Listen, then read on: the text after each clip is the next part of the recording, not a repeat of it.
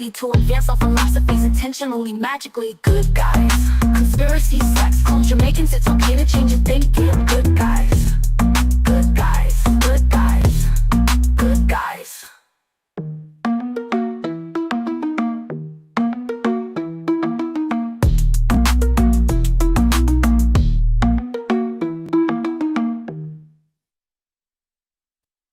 Big ups, big ups, big ups. Welcome back to another episode of The Secret Society of Good Guys. As always, we are your good guys, and if you are here early, you are involved in our meme magic spell. So do know what your energy is used for. We're not going to try to loose you. We're going to try to fill your gas tank before we maybe manipulate your currency to kill celebrities. It is what it is. This is why you show up early, so you know. We don't need your loosh. We got plenty of loosh. Yeah, we've all been looshed enough this week. So your loosh means nothing around here. Hi, good guys. Hi. What's up, everybody? Brat, brat. Brap, brap. I am so high. Like so lit. Holy shit. So spoiler alert, Jake Paul got knocked out. KO'd by Anthony Joshua. That's good news. Not not money wise, but I just don't like it. So like nice. You know? He knew exactly what he was signing up for. It's probably a script anyway, just like the NFL. I don't know about any of you guys, but I grew up watching a little bit of boxing, and there was like a few fights where it just ruined it for me, like the whole entire and it might have been the Mike Tyson Holyfield, but there was like a few fights where it was just so obvious that it was no longer like a sport that was worth sitting down and watching, and it was almost like there was no alternative. There was wrestling, there was boxing. This is late 90s, early 2000s. And then there was MMA. But at that point, like MMA it almost felt illegal. They didn't have a channel. They didn't. It was you had to see a bootleg, and like someone had a recording or like a pay-per-view, and it was nuts. Like I remember stories, like people were getting like hurt for life in their first fights nonstop. Well, there was no like weight classes. There was no rules. There were so few rules involved in it at all. I think you like couldn't gouge in the eyes and maybe purposefully kick in the nuts. And I think they had to add that rule after it happened too many times. Probably after like UFC 3, or it was like King of the Cage or whatever the ones before it were. I was gonna ask you guys something, and then I do want to just say though, boxing is kind of the perfect sport for like celebrities to duke it out, or for like personalities to duke it out. But if you really want to see two people like actually get into a fight and fight for their lives, like that old school version of MMA is probably the closest you get to it. I don't know. When I went to Tiffany's boxing match, that was pretty fun. Watching like a bunch of amateurs fight. Shout out to Tiffany Baxter. Yeah. What is it called? Not hillbilly. Redneck Brawl. Redneck Brawl, yeah. Yeah, I guess I'm talking mainstream. I'm talking like if you've made it and you're like at quote unquote the top of that world, but it just doesn't seem as legit as it. Who knows if it ever was, right? At least when the Mafia was controlling it, they made sure that they were entertaining. The actors were better. I mean, Dana White kind of does that same thing. Like he pushes into it. Like in WWE or NWE or whatever the numbers were at the time, you may or may not have watched wrestling. Yeah. It's curious how there's guys that it's not people's favorite wrestlers, but they're like, oh, they were the best wrestler. Like it's not their favorite, but they'll be like Bret Hart. Like nobody could run a match like Bret Hart. And, certain of the wrestlers, when they're talked to, they have favorite dance partners that they have the wrestlers they worked the best with. And sometimes if all the sports are choreographed, there are people that LARP better again. Like if me and Thomas train our swords and we do a whole Renaissance fair combat scene and you guys do one with Star Wars, we might blow you out of the water, or it's just, but I think there is an act to it that if we're going to really pull off heists like this, rebalance Vegas, then we got to make our fight look doable. You know, there also were certain wrestlers that everybody hated, and I found out later on in life that my favorite wrestler was the Ultimate Warrior, and he was the one that all the other wrestlers hated because he came in and he didn't really care about like putting on a show. He didn't want to act. He just wanted to act crazy and get his paper and just like show up with big muscles. And I guess that he was kind of like this turned into an underdog because of how crappy he was at the gym himself. The Ultimate Warrior. Oh, I'll pull up a picture of him. It seems like it's all because what happened is it like slow, like the wrestling of the 80s slowly turned more and more aesthetic. It was all about like you just see the colors and the silhouette and like the character. You can almost watch it on mute, and if it translated well to a doll in a video game, then you got more popular. So Ultimate Warrior kind of like put that formula together, and he smoked all the dudes that were just wearing like a black leotard versus a blue leotard. You know what I mean? Isn't he's so like lucha libre? You know what I mean? Just the Ultimate Warrior. I think he turned super what was the opposite? Like Did he have like bell super bass bottoms? towards the end too. Didn't he Did die? he have- He died of like a heart condition, I think. Did he have bell bottoms? no, he used wore to the wear like little panties. streamers. He didn't wear pants. He wore little streamers around his ankles. Panties. Like I don't remember him, and I used to watch it all the time. yeah, he as had a all kid. these strings, and he would just run into the room, like run into the ring, like at full. This isn't even his port. best. His best look was in the mid to late 90s when he just started doing neon face paint. It was like pink and safety green. Let me see. I got it. Oh, I got that. You know, because every single person with long hair and they're kind of like that same hairband thing. Every single person with the long hair all got the Bon Jovi cut. There you go. That's some God. classic Ultimate Warrior right there. Holy wow! Holy Yeah. steroids! The Oh, Ultimate Warrior. 100%. Yeah. Yeah. That's what made it good, I think, is that they weren't weeding people out that were willing to go the extra mile. Like, I appreciate people that do that. Total sidebar. I want to be rich, but not Seth Rich is a banger. It's a bop. It Every gets time me it calm plays. Stuck too. in my head too.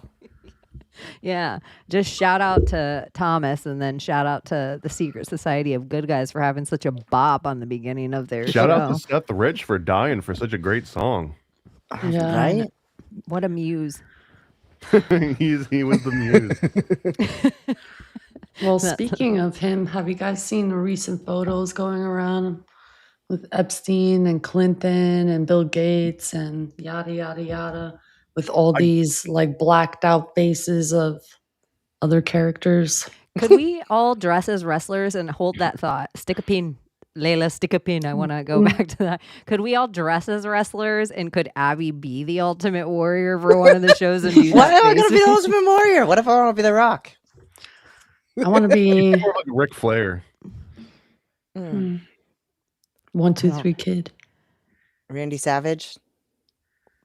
Randy Savage would be a good I used to one. have a crush on 1, 2, 3 kid when I was a kid. Who the Randy hell is One, Savage Two, would Three be- Kid?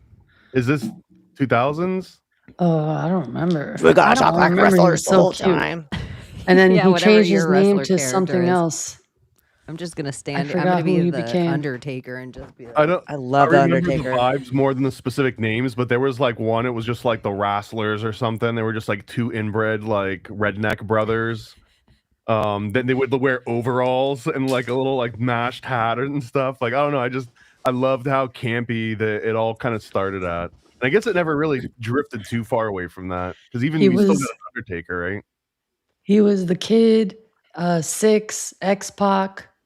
He used to do. I remember who you're talking about. Yeah. He was like this long haired dude.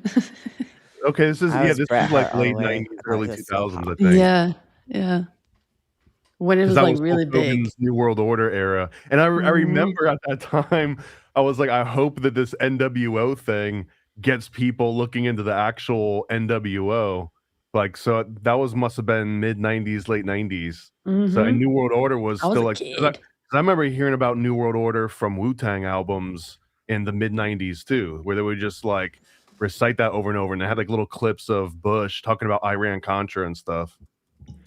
Oh my That's God. My wild. parents were the ones who like read, there was a book called New World Order. And I remember my mom like reading it and quoting it and like Oh, making that's the awesome. plan for if, military police states while we're escaping to the mountains and meeting all each other there and shit. Like my parents were. Props to mom. Yeah. Oh, yeah. I had to learn outdoor survival skills because of all this shit. So My favorite wrestler was in the New World Order. I Scott loved so Hall. many. Triple H, Razor Ramon. fucking Goldust. Like you were out learning how to like survive the New World Order, and I think around that age, my dad was teaching me how to like flick a Zippo lighter open. well, So what I have about go on, John Abbie. Cena? His last match was last weekend. China. Did you guys see Remember it? China? He's hard to look at. Did you guys not see the John Cena thing or all the I shit saw that it afterwards? was his last fight ever, right? Yeah, and he had never ever tapped out.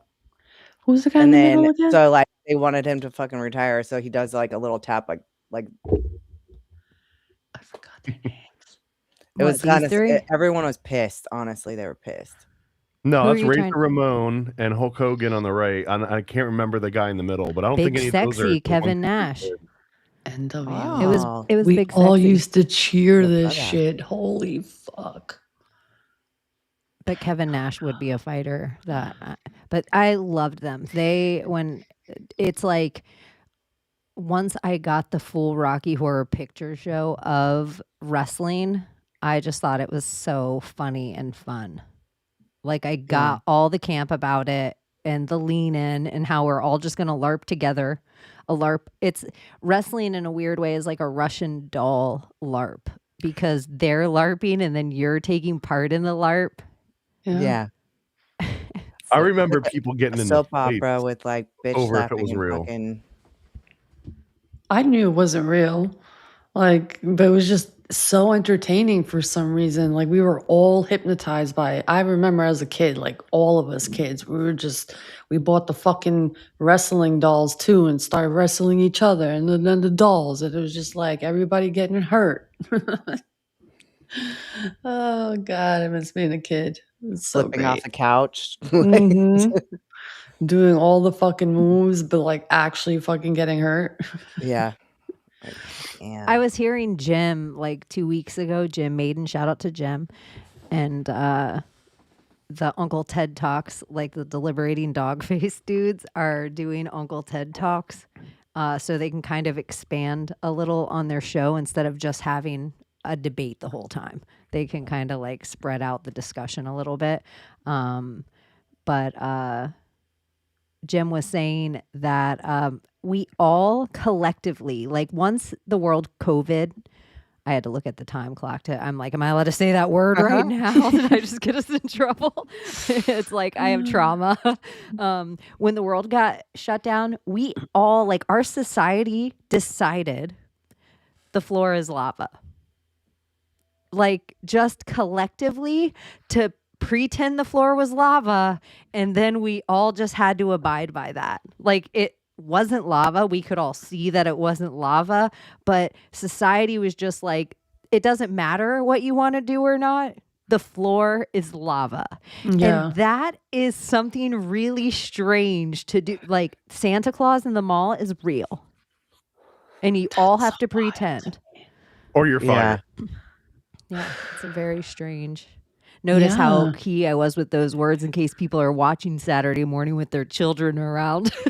The Emperor's New Cloak is what it was, you know? You know why I love Facebook Memories?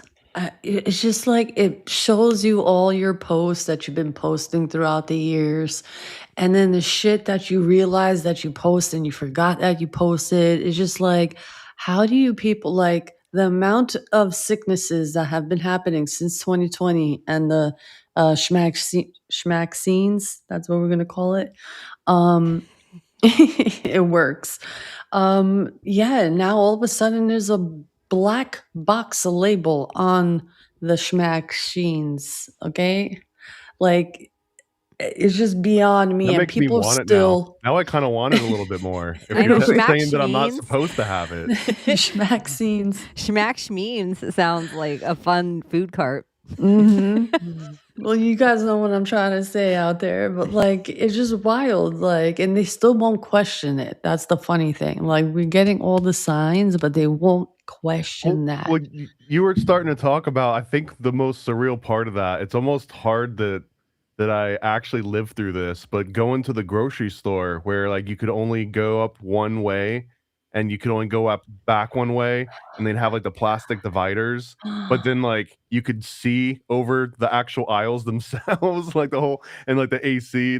Everyone's got central AC, and it was weird. It was like a full blown, yeah, the floor is lava. We're all just gonna LARP. We're all Hulk Hogan right now, and we're all in the ring for a little bit. And but it was if you pointed it out, people would get mad, not because like you're ruining the game. It's more just like, shut up, you're being annoying. Like if I have to deal with this, if I have to pretend the floor is lava, then you have to pretend the floor is lava, because otherwise I'll feel like an idiot for It was playing this awful. stupid game. Literally, the Emperor's New Clothes, or that story. That's literally what we're all doing. Like, no, he ain't butt ass naked. Takes a little kid to point it out. My and whatever favorite guy was the guy who went around asking people during the lockdowns, and people were starting to get out a little more. He was this like redneck looking kid, not too old, not too young, and he's going around. So, did you get the vaccine? Did you get it? And then people are like, yeah. He's like, wow, you're so fucking stupid. Like, just going around like making fun of these people, and like people attack him about not having a mask. He's like, what am I, a fucking dog? I'm not gonna muzzle myself. You go ahead and muzzle. It's just my favorite character. And yeah, just looking did you back, see it's the ones just too during that time? laughable. Along the same lines, Layla. Like, I don't know if it's the same guy or not, but where he would go up By and the he way, would can ask we people- admire Abbie and how beautiful she looks tonight? By the way, Well, thank you. she looks beautiful. Did you see that one? Thank you, Layla. That was very sweet of you. You Look at could her. be the She's most glowing. beautiful girl in the world. You're I like glowing. that song. What is that song? Prince. Prince, of course it is. But the Bees in the same guy trap, who sorry. did, or I don't know if it's the same guy or not, but the one who would do the videos where he would go like guess if they're vaccinated or not, like, and then he'd go up and interview him or whatever, and then it's like, It's the best thing ever. I don't know if it was the same guy, but Maybe Was it because he Alex did all Stein kinds who of did that? skits. Shout out to the pimp on a blimp. I think it was Alex that would go on with the ball gags. He would find every kind I know of Alex thing Stein. he could Mask. put over his Yeah. face and go in. And that's the way he first. Love everything that Alex Stein to me is the real Colbert that we really wanted all along. The pimp on a blimp. Shout out to Alex. He's fun. And he just had balls of steel during that time. But collectively, in the floor is lava and in the WWE, it was like if you were a person that were like, I'm not wearing my mask. I'm not playing along. You were the person at the arena that was like, this isn't real. And they like in the LARP, it's like fun LARPs that people decide to take part in. There's people that believe it more than others. Like in the level that people believe WWE. Yeah, Yeah. it's wild. It's so wild. Like, and some people did it for like political reasons, like took the shit for political reasons. I want to know like, how many people that did it publicly and for political reasons just had like some version of saline or whatever it was, like some inert thing that they just give you so that you can do it for the cameras and put like the little patch on. Oh, But a that lot you're of them also did. like, I'm not doing that. You know what I mean? Like I've got plenty of money. I don't need to worry about all that. Mhm. It's just. I It was want a this to- wild time. Yeah. there's people like where I think, oh, my friend was wearing a maxi pad and like somebody said something to her and she goes, you know what? She's like, you're all wearing freaking nasty ass panties on your mouth. That's the whole exact point. She's like, this older woman. She's like, you're just carrying freaking germs around like a freaking maxi pad. Dude, people made fish bowls. This one lady walked in what looked like what the horses have hay in. You know, that like weird shape that they put in front of a horse and they just eat hay out of it. She had that. It was like a horse muzzle. Put it that way. That's what it looked Just like. imagine the brokenness in people's brains for real. That they were hugging their grandparents through plastic arms. So sad. But then they really, like, their brain put it in such a place that this thing's so dangerous, you're going to die and the world has to shut down.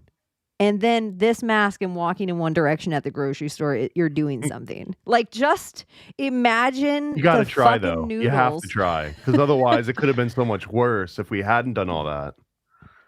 No, I don't know I'm about just that. like, I don't know thank about goodness for, like, in whatever the unravel, I always think of, like, whatever the bank is, whatever the dam, whatever high water mark of the people that just were like, but I'm They were not. killing people with REM des severe. Well, also, this is where I'm like, okay, we're far enough past for the computer where this is where I actually think we'll get in trouble still to even bring this up. How real do you think the shed was to getting any ailments you might have now? What do you mean? I'd Like, say do you- greater than 0%, but I'm not willing to put like an actual number on it. But I'd say definitely it's greater than 0%. Like, in a bioweapon, do I necessarily need to vaccinate the whole herd? No. Or do you think if I get enough of the herd, they will get enough of the other? Like, even if you cannot catch things in the same way that people think in viral versus terrain theory, do you think injecting something to somebody, you potentially could make that happen? Do you think that, like, the shed is a real thing that maybe other people, they didn't need to necessarily inject everyone? Number one, our skin, our pores, the amount of shit that our body tries to release through just our skin alone. That for me is like enough.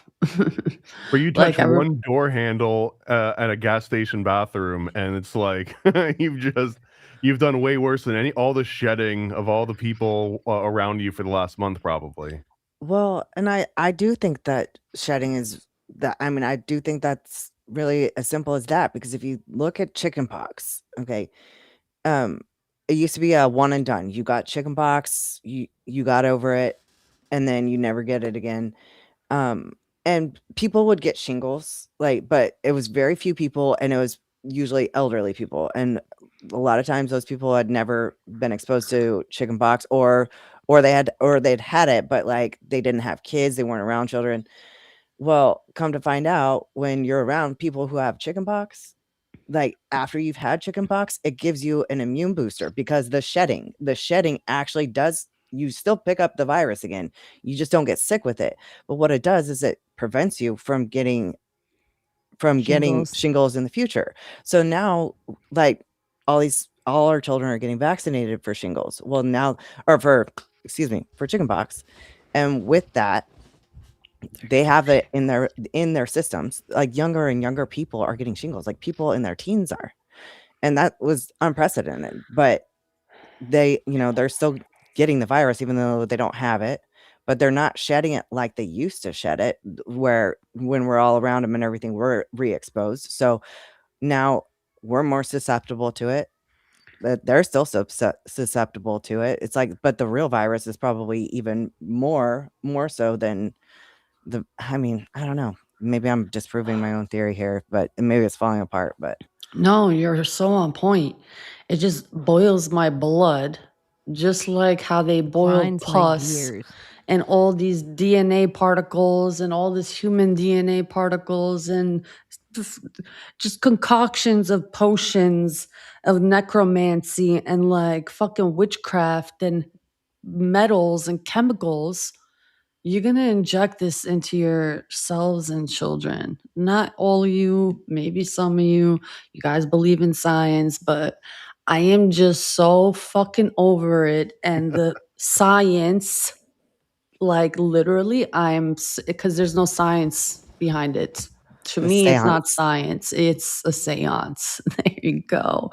But also take a look at science and just like whatever was like state of the art science. If you go back 50 years, you'll see like the modern times be like, oh, you shouldn't have done that. Like, oh, wow, that's crazy that you guys did that 50 years ago. And that's always going to be the case. We're going to be doing something right now that in 50 years, they're going to be like, man, you guys were dumb for doing that. And That's here's all so the evidence of stupid. it. Yeah. So it's If- like, yeah. you're always going to be chasing like the perfect science.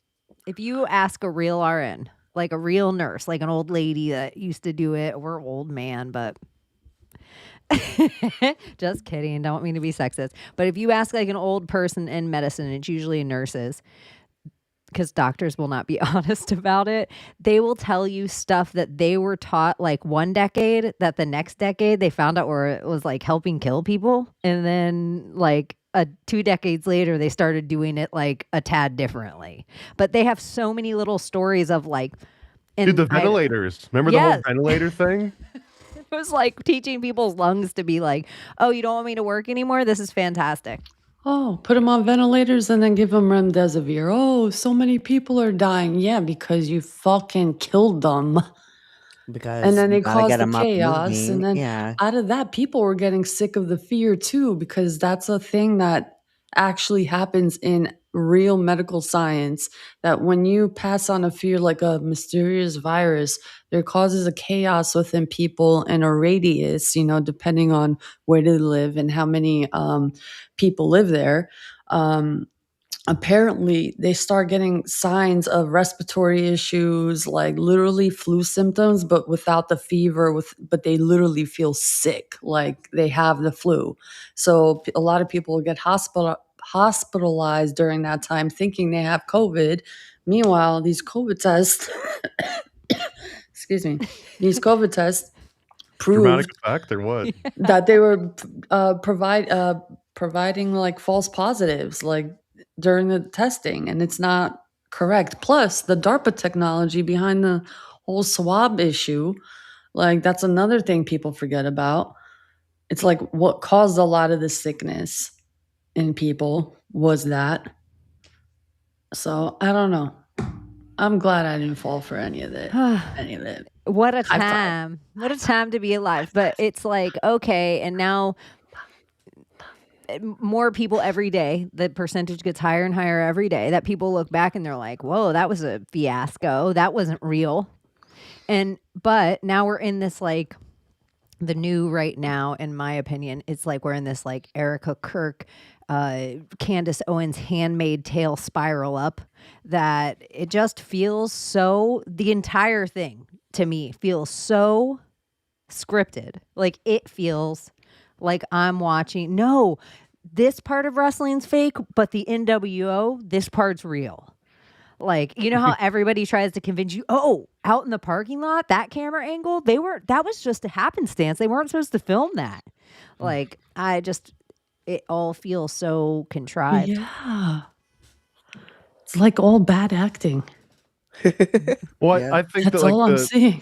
the Kirk thing, it's more like a lot of people are pitching it as if it were scripted beforehand. I think that it's equally and more realistically possible that like the real tragedy, everything played out as it would, but now here you've got a person and all the cameras are on them, and now like they can be exploited and they can exploit themselves if they want. Like this is the moment. This is the 15 minutes, and it's like a constant theme of like jumping from person to person to do that. It's like now the spotlight's on you. What are you going to do?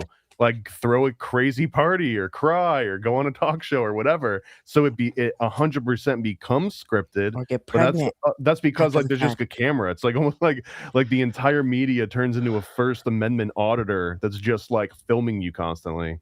She's reality show girl. She's like one of those girls though, like like a real world person. Yeah. This is her. She's made to do this. I didn't even know the camera was on me when I was having this argument. I didn't play into it at all. Like this is her. This is her character. She created the whole entire character for these reality shows first. And everybody on these reality shows in Hollywood, for every reality show there's 35 you'd never have heard of. And there is people that go, when you look at their resume, they're on like 10 shows. And her ex-boyfriend being like one of the head of the thing is crazy. It's crazy. where are all her kids? What's the importance of pushing this so hard, so fast? Her and Candace's little meetup thing, their little whatever, and then like the donation thing to both. Like, it doesn't matter whose side you support. They're both like, but if you support me, please hit this donation below. And it just feels like a conservative. The only, to me, for Money laundering. for Mormons or for Catholics, for their religion, their capped old religions to get bigger, in my opinion, they need to go through Christianity specifically. Those are the people they want to convert. They're not going to convert a Muslim to Mormonism, but they'll I don't convert a know. Christian. I just watched that movie, The Heretic, I think is what it is. It's so good, but I can't even think of who it is. It's It's Hugh that- Jack. The British dude, yeah. Hugh, Hugh- Four Yeah, Weddings did and you a guys watch Funeral. that? I've I seen it, yeah. did. His whole point there, like, I don't know. I guess it would have to be Christians that maybe are like babies in their faith, because he had a valid point. Like, when in the movie he's talking about fast food, and he's sitting there saying like what's the best fast food, and then what's the like what's the worst or whatever, like, and this is a copy of this, which is a copy of this, which is a copy of that, and he's going on with the different fast foods. But then he kind of lines up the Torah, and then he had different tiers. It's like, so honestly, like, so the Torah would be, in essence, when you're talking about Mormonism, whatever, the Torah would be like the best of the best fast food, because that's the basis of everything. And then next you'd have Christianity, the Holy Bible, and you'd have the Quran, because those are branch off of it. So they're just replications, just a little bit packaged a little bit different. And then Maybe you go though, into the but even the point that he was making is valid, but I think it's kind of surface level too, just because that same logic would say that Pong is a better game than GTA 5, right? Because it came first and it's the foundation, it's the basis. And I'm not, but yeah, it's not that it's better. It's just that I'm thinking, like, I feel like anybody who's like grounded in their religion, like they actually believe it and stuff, they're gonna look at Mormonism, no offense, like Mormons, but like they're gonna look at that as McDonald's. They're like, you know what? you really I just- think that's okay though, just because, like, in defense of Mormonism, in a way, it's new and it's so much easier to point and like pick at, because all of the things that they claim happen within the last 100 or 200 years, right? And like we have an actual historical record of everything that they believe. At least, like, we have we have in history the record of what they did and what they said they believed. Not necessarily that what they say has a historical record. It gets complicated, but like they're just so new. But it's fascinating because now we get to watch an actual new Christian sect develop in Right. real time, and we get to see like how it happens. Because if they keep going for another 200 years, there'll be less and less people that are like, oh, that's crazy. He said he saw what? Because you just be like, take your pick. Like any single religious book where someone talked to some kind of a spirit or a god, I'm sure like within 200 years of that happening, they were still making fun of that person's family and all their followers. But after 1,000 years, you're like locked in. You just got to Yeah, ride it you're a locked little in. bit. For sure. I kind of look at it like silver, gold, bronze, Christian, Jew, Mormonism. That's put in this, and then you have other, like, maybe like marble and like some kind of lime, some kind of stone, crystals, Granite. whatever. You put that in. That's Far East. You put those stones, you crystallize like the Far East up. But then you like Mormonism, and you get into Scientology. You got Bitcoin. You got Yeah. Solana. It's And just something so you have different, this yeah. new currency that it doesn't matter because of the technology that exists. Eventually the wording, and this is, I think, what has happened throughout history, the wording has to fit the environment. So people don't know how to read about chariots and fire anymore. There has to be space aliens. And so the space religion slowly has to take over if, in my opinion, like the New World Order, really their whole transhumanist agenda, it has to be a space religion eventually. They slowly have to start leaning people away from the idea of God being ethereal or astral and give people the idea that God will be like something they become, but through technology as well. Like, so I feel like in our lifetime, another religion in probably America will gather a foothold like Scientology has. Because they don't Well, give why don't we religion corner the away like market that. on this, man? Realism? Why, we need to get our cult going. That could be us. I You think got to break into the realism CIA these days the to same. found a religion. Well, Yeah, I I think thought it's like we the were same age. CIA. We get called that all the time. We need So, more. We need more numbers. mm, I don't know. It's just kind of wild because you're like, oh, who owns that at the core? yeah. To get your own religion, you got to do some kind of witchcraft. Somebody said the word magician earlier, and I found out this week, and I couldn't think of any where I was, and I'm sure there's some, but of magicians I know, their names, there's no non-Jewish magicians. And I was like, huh. It's not Interesting. surprising in the craft of magic. Wait, I always What hated. about Penn and Teller? She got something to say. I feel like definitely Jew. Yeah. I Also, wonder about money makes Darren magic Brown. happen too. Even like David Blaine, David Copperfield, Harry Houdini. Like I was like going through my brain. I was surprised at how many magicians I knew, and then I was just like, oh, sleight of hand. Well, also, it's not as incompatible, like actually being interested in legit the roots of magic. If you were trying to learn magic and you're in like a devout Catholic or a Mormon family or something, then chances are like your parents are gonna squelch that real quick. But there's other religions where it's not seen as completely incompatible. Well, You yeah, know- like Santeria and what's called like hoodoo and stuff. That's Bruja. compatible with magic. That's not my Bible. Someone said God is a jealous God. Jealous of who? What? If it's like the All Almighty, the other there's no cooler one to gods. be jealous of, and it's the only God. Why would it be Yaldabaoth, jealous? right? And who would be jealous of? Well, that's like a very That sounds like a classical man version. jealous of But that's like something. the classical gods is that they needed us to worship them, and then they would kind of like bestow rewards on us for showing them love. But like they needed the love. Like if they didn't get it, they would die essentially. So I think Like that in that show Chaos. Did you ever watch that? I watched I some know of that. we Yeah, all watched it, but I didn't know if you watched it. But like, I got like House halfway is into great. it. I I thought it liked was it. great. Mhm. great. I liked it a lot. It was good. Speaking, it's fun because all the gods have like issues where they're like their son always has to come and cut off their head and shit. So we might as well talk about it. This is a wild one. Oh wait, why are you doing this to me? Okay. Whoa, The those eyes fuck? are fucking bugged out. I can't stand people who have those kind of eyes. I can't. No.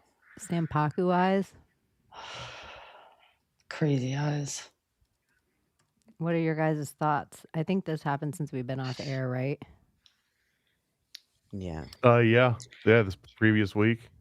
Apparently, did you guys see the clip of him being on the Hollywood roast where they roast, Hollywood celebrities? And apparently, this man was on that show and he was being roasted by a comedian, and how apparently he let people run through his son at a very young age, like rape. But aren't they all pedophiles in that industry? Like, I don't blame the kid. Yes, If that were true, I don't blame the fucking kid. Off with their heads. That kid is. both of them. I think Rob Reiner's a creeper. He gives me creeper vibes, like Steven Spielberg, like all this like old Hollywood. He is on the Epstein list. Like not all the stuff that came out today and all the stuff last week and all the stuff the week before. Like the original Epstein list that we all had since like 2018.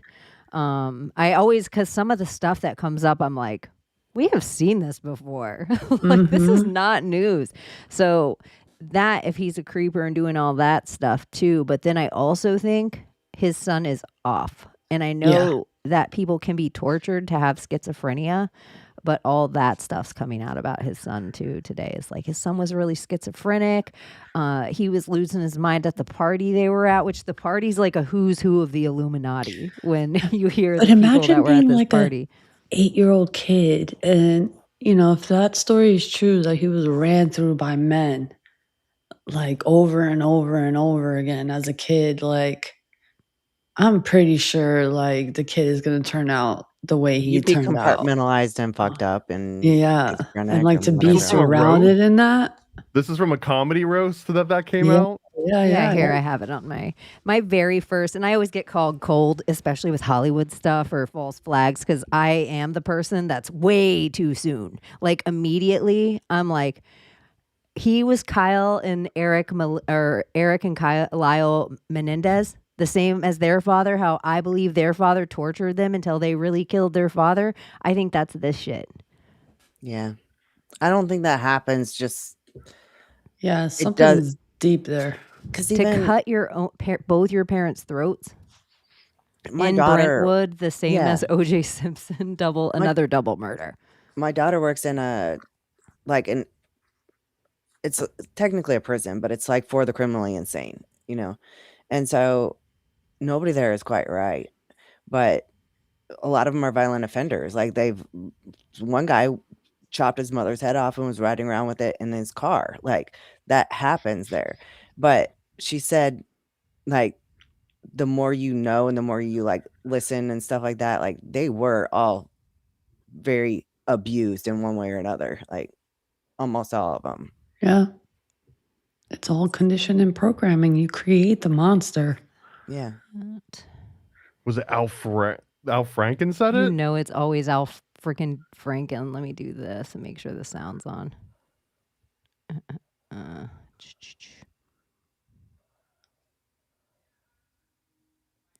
Okay. Rob was routinely beaten by his father, Carl. On a typical night, Carl would slip into Rob's bed, roll him over, swab him down, and say something like, "I'm thinking about hiring Maury Amsterdam to play Buddy Sorrell. What do you think?"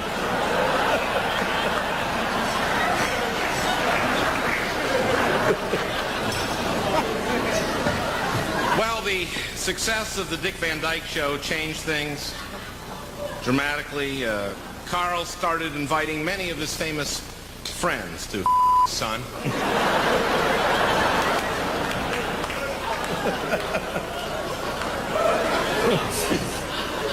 See, as a baby, Rob was routinely beaten. And apparently, Rob Reiner's dad and his Hollywood legacy, people are like, his dad was super cruel to Rob. Like, this is a passed down thing. Yeah. What can you guys define swab him down? I assume that's the same as COVID lube him test up. inside his mouth. Swab him down. Oh, man. I know, but even the amount of jokes like that they're always telling, and for how many years everybody, like, that's not funny. Because it's not funny. There's nothing funny It's about that. never It's fucking been disgusting funny. and it's sad. Yeah, there's nothing hilarious about that. Yeah. And if I that's think your that part sense of of this too- humor, then you are one fucked up individual, and I will judge you for that. So Or with the whole schizophrenia thing too, like the very root of it was that like powerful and rich people's children, usually like the son, would go crazy, and because they've got all this money and power and attention, them going crazy looks bad on like the whole rest of the family line. And it was weird when it would happen to someone that was like 20, 30, or 40, because if it happens to grandpa when he's like 70 or 80, everyone knows that grandpa's going to start saying crazy racist stuff every once in a while. He might get like violent or whatever. It's like, all right, whatever, grandpa, we're gonna take care of you. We'll have a nurse like assigned to you. But when it happens to your 30-year-old that's supposed to take the reins eventually, it's concerning, because now like the whole world gets to see, here's what schizophrenia is like when you throw gasoline and money on top of it. because normal Yeah. people that get abused and get schizophrenia, they end up in a jail for the criminally insane, right? But for like someone that's in Hollywood, someone that's in politics, someone that's got like some big tech parents or scheme, like they get to have their schizophrenia and play it out until something tragic happens. Yeah. And schizophrenics have what? Higher adrenochrome in their body. Yep. And Yeah, so well, it's because they have interesting. higher adrenaline, so yeah, they have higher adrenochrome. So then you're also thinking like we keep getting inundated with documentaries and little soft things and little articles about how people are using, oh, I just put oxygen in my own blood. It's okay. It's my son. I just used my son's blood. It's like we're getting this soft sell of this already going on, and then we know adrenochrome's real. It's like the levels of things that I'm watching where I'm like, all these Epstein files have to come out in a drip because Pizzagate's real, and how are these people going to deal with that? Like it's like almost like it has to be given to them in a drip, because the way that most people, if you're probably watching this show, the way that the amount of conspiracy inundation, it was like a flood on you. And it was probably some of you, probably a lot of people too. It happened during lockdowns. And so you had this time and space to almost lose yourself, and not in a good way. Are you talking Pizzagate? Well, yeah, I feel like a lot of people, even though like people like, I don't know how long Abbie and Layla have been privy. During lockdown, Pizzagate did? No, I think it happened before, is when like old school conspiracy theorists woke up to it. But I think an inundation, like the first Great Awakening, happened because everybody was locked in on their houses because of lockdown. And so I feel like it went from like being this tiny little community of like Freeman Fly and Alex Jones. There was like 4 people, the Corbett Report. And you could find like, this many people in conspiracy. And then it was like a conspiracy boom. And I think Pizzagate was in that. But I think right now what's happening is you're seeing Facebook, because they're all just losing their censorship now. So Facebook and X and the people on there thinking they're breaking stories, breaking. But a lot of people that have been in conspiracy, there probably hasn't been an article about Epstein of anything that surprised you yet. Like there hasn't been one thing that has come out that you're like, holy, that you felt the need to text in the SSGG chat. Like, did you all see this? Like nothing has, it's like all been stuff, So I feel like now take that Epstein idea and expand it to everything we know about Pizzagate.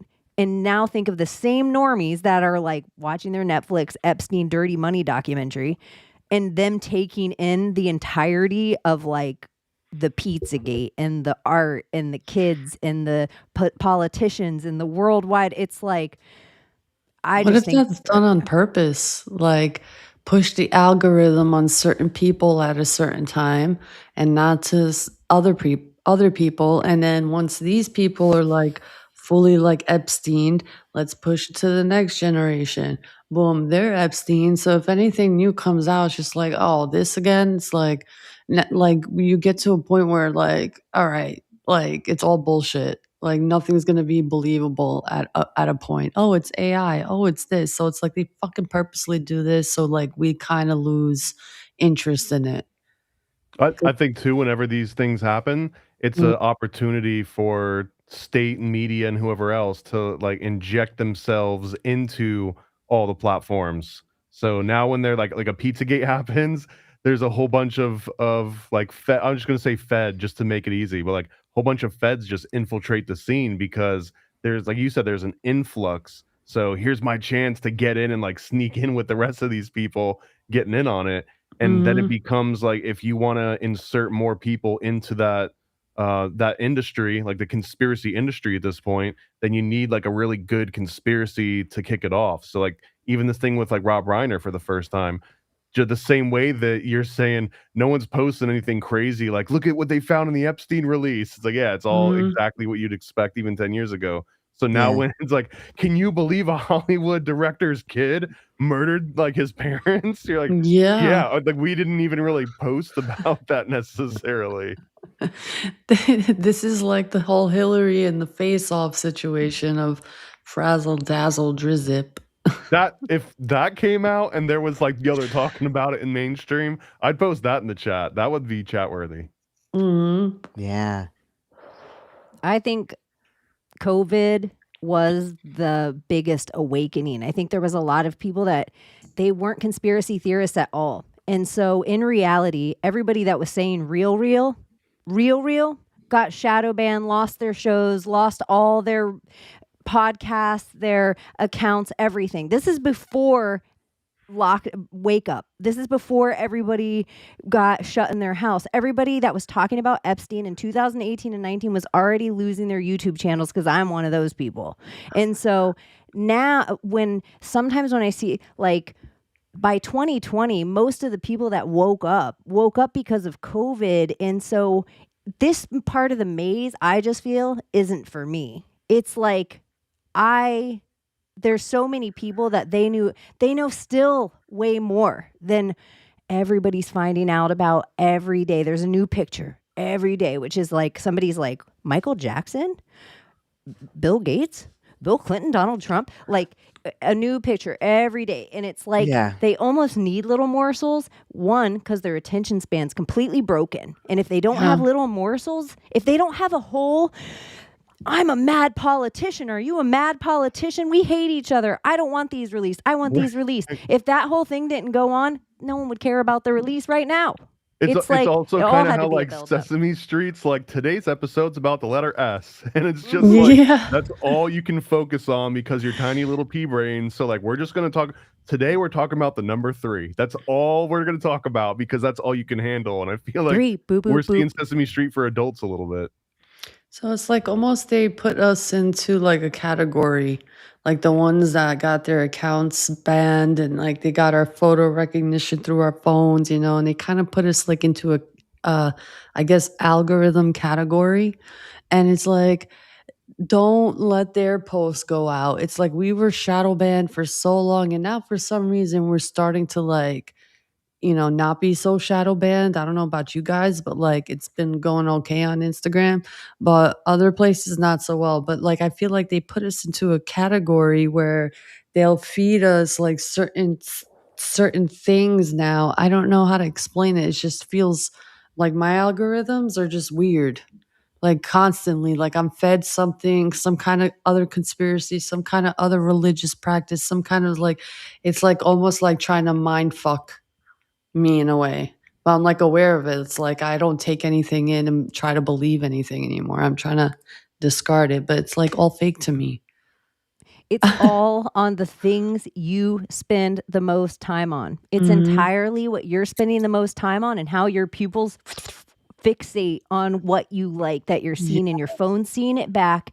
And even if you think this is not my thing, watching drunk ladies get arrested, like apparently it is my thing.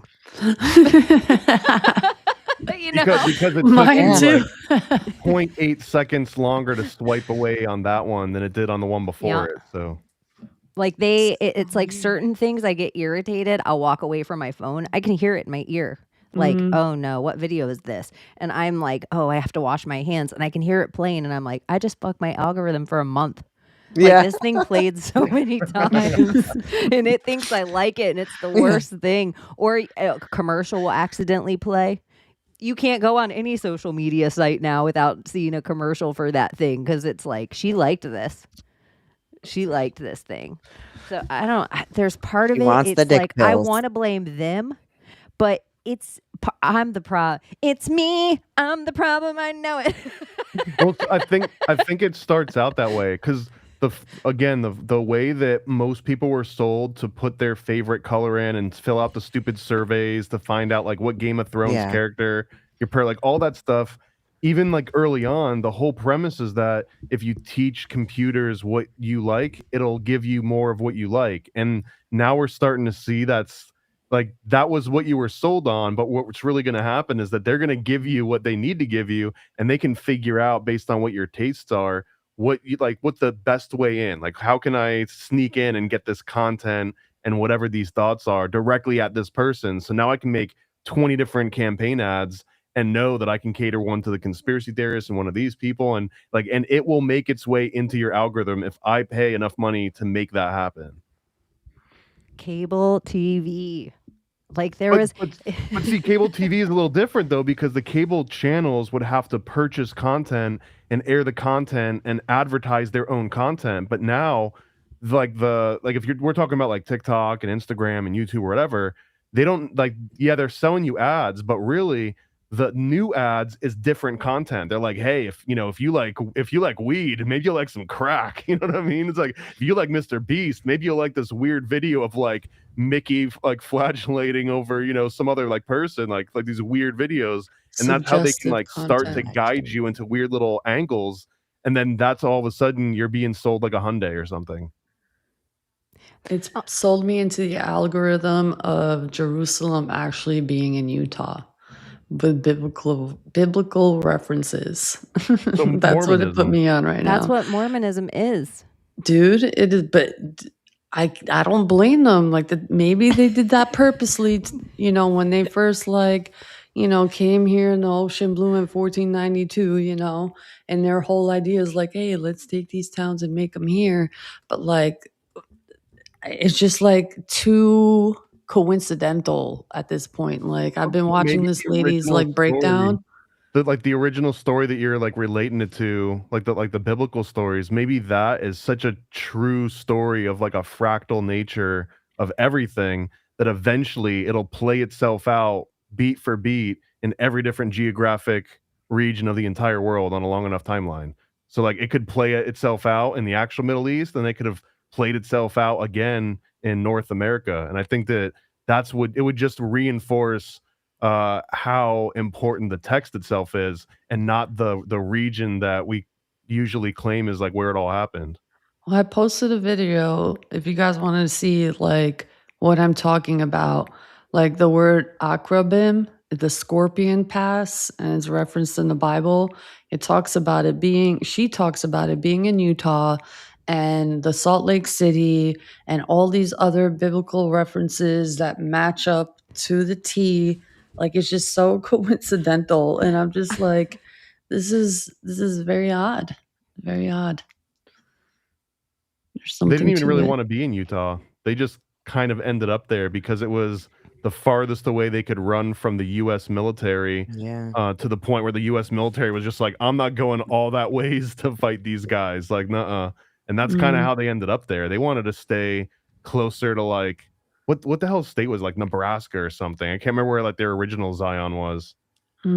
She uses Google Maps, and I think she pays for the Pro, where you get to like see all the details and all the names of everything on there. And it's highlighted in yellow, and they have these names. So I just wonder, are these settlers the ones who created these names, or were they there before? But to me, it's like they just created it, but I don't know anything. What's real? What's not real? Well, To be or not to be. people in Tataria, Flat Earth, or even if they're like, World War II is not what they tell it.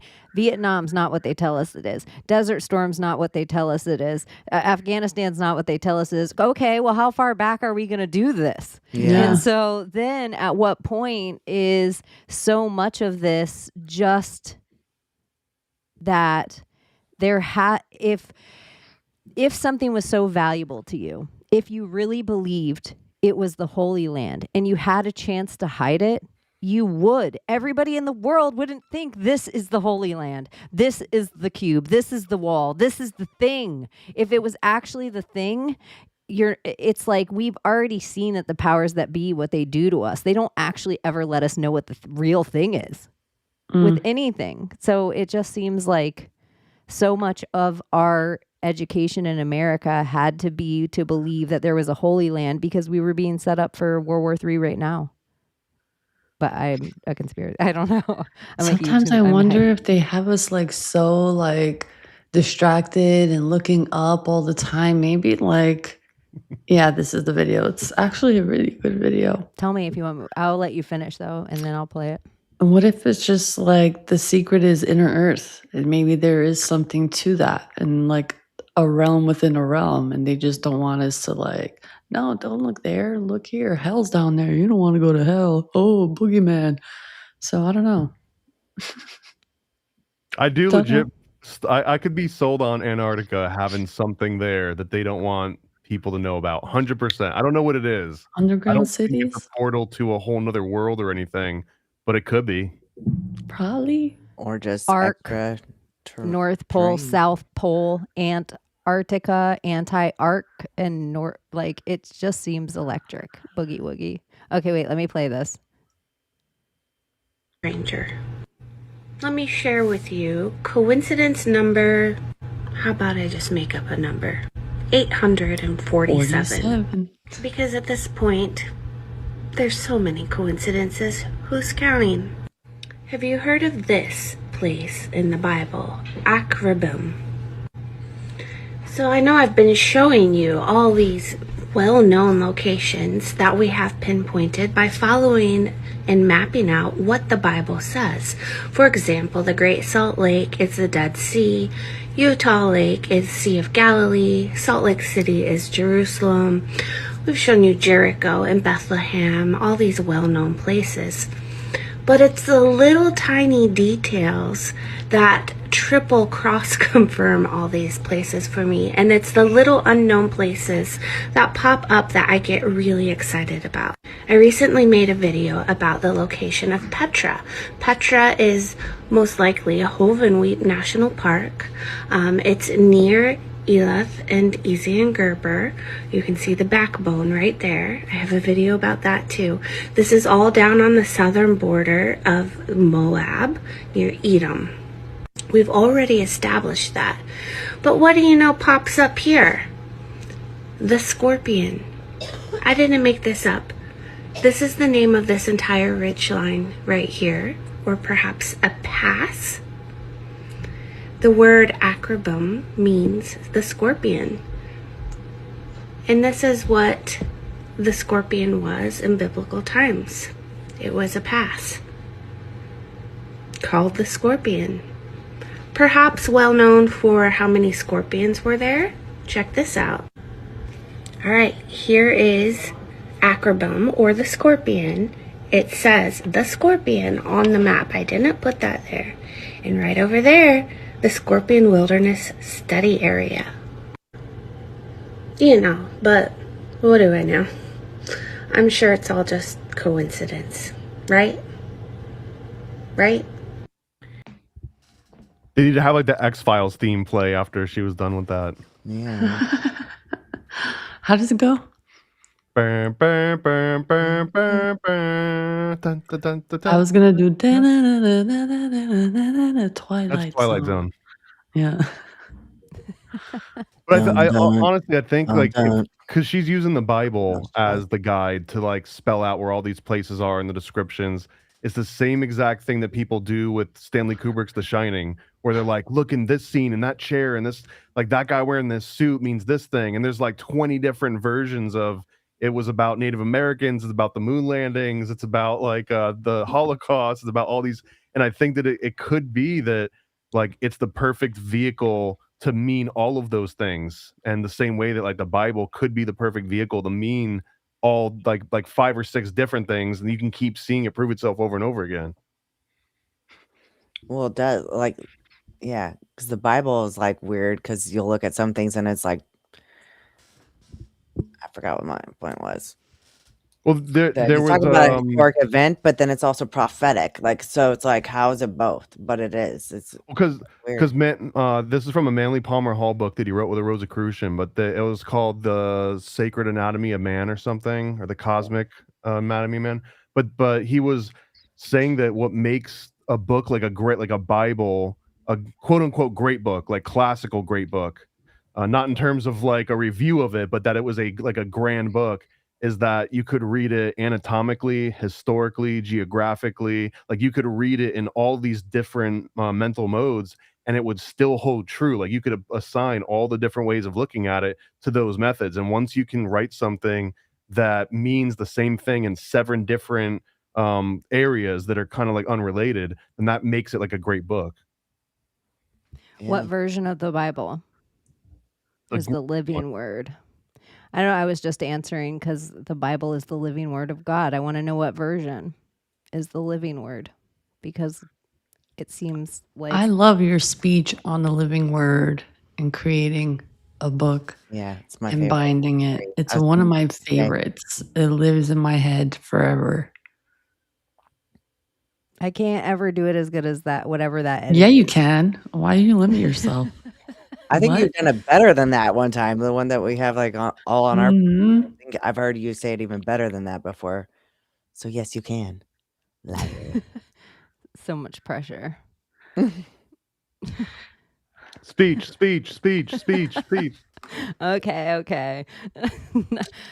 So really, the whole idea, and I've said it before, and I've realized one of my bad things in general is I'm not great at repeating myself, and sometimes you have to repeat yourself as a podcaster or a Mhm. stand-up comic. It was one of the reasons I did stand up for a long time, and when your bits really hit, it's because you work on them. A lot of times I would get bored of hearing myself say something, and so by the time I contoured it right, I didn't want to say it I didn't believe my LARP, so I couldn't say it, and that's part of the thing. Yeah. But in the living word of it all, I think there is a reason alchemists back when, in all of the forefathers with your constitution or with your Bible and with things like that, they used quills and they used ink from squids and they used papyrus or hemp or crushed out papers and herbs to write on, because they would bind it in flesh and they would make that a living word. I think a weird thing is when your living word gets etched in it, King James above whatever your book is called, you should question how much of your word is living. Where for me, I believe a lot of books are very educational and very informative. I believe a lot of books can help your spirituality. I believe a lot of books could maybe help your finances, depending on what you want to do. But I think it's up to your tools of discernment, your own relationship with God, and a real living word morphs with the people too. Like it morphs with them a little. It can speak to them throughout timelines. And that's kind of what I think is like certain of those, oh, well, this is the Living New Testament, and this is the NJS version, and this is the this version. And there's 33,000 different sects of just Christianity. Just Christianity. And so, and even that 33,000. So I don't want any one idea of how I have to have a relationship with God. Yeah. Like, I think that is so. Anyways, the living word. Do you have like the Torah, like how they make the Torah, like the type of paper that they have to use? It has to be like some like pure skins or pure paper with the type of ink and like how precise they have to write it and the way that they write it. I mean, it's like a whole ritual on just the Torah alone. Like that's how they create what we call today the living word, because of the ritual of it all. Like it, to me, no disrespect, just like Chaney said, no disrespect to anyone's religion. I can't do it. Like I washed myself away from my own religion. Like I just can't see through.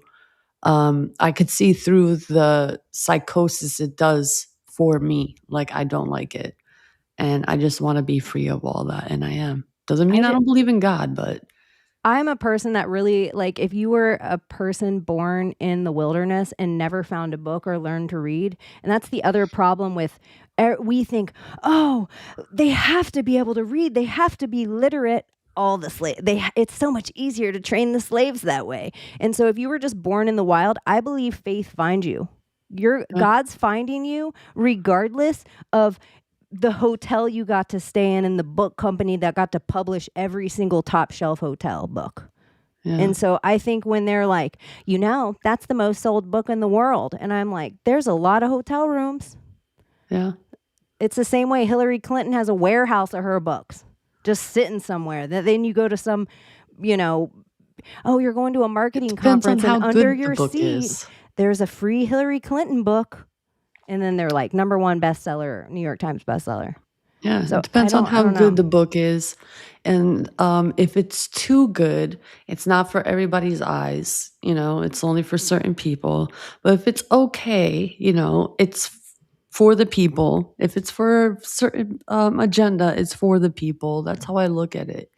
Like today with the whole idea of the living word. So if it's going around and it's doing well, that's the living word. Whatever the book is and it's being passed around and people are believing what the book is saying, it is going to, or just for the entertainment or how it makes them feel, it's going to be alive until it's not alive anymore. But I think it's also alive because we shape it. Like the people that right now that are alive for the next 50 years are going to be the ones that determine which religions remain popular and like what trends that those religions end up following. So it's a very interactive process. Despite like even to the Vatican's like dismay probably, because they were trying to for the last 1,000 years plus to kind of like have a control over that, but really now they have to follow whatever progressive trends are going on in the entire world, right? The Pope's got to come out and like at one point he's probably going to do like a drag sit down and like read books with drag queens or something at one point, just because that's the direction that the rest of the world's headed in. So religions follow that, and any religion that would actually like stay and do exactly what they preach and not bend to the wills of the world, like they'll just kind of become irrelevant on a long enough timeline, especially if you've got 33,000 other options to go with. It's like, I'm not going to sit here and watch NPR for the rest of my life. A couple people were talking about the Ethiopian Bible. Like that is a perfect example. Look how many books from the Ethiopian text that are like, would be so juicy for every human to have. But the church is like, no. Nah, that's not. Have any of you guys seen the new Nick Cage Bible movie? No. I wasn't expecting anyone to. I didn't even know it was out, but I saw it come out on the 7 Seas. But it's called The Carpenter's Son, and it's supposed to be about from the book of Thomas or the Gospel of Thomas. But it's really about Joseph raising Jesus as like a young teen.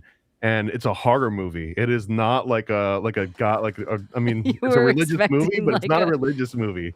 And it kind of shows like Jesus struggling with having these crazy powers to like bring things back to life and to like damn things. And then he's like going up against the devil and stuff. I don't know but for an example of another book in the Apocrypha, right? Like another non-completely sanctioned version of all of this. Sounds good. Kind of like the last temptation of Christ. It just makes you look at things.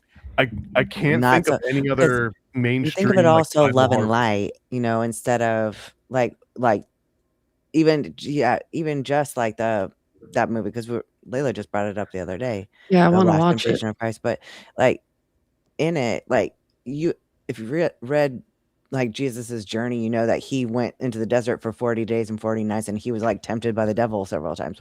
Well, what was he tempted with? Like, what would the devil try to tempt him with?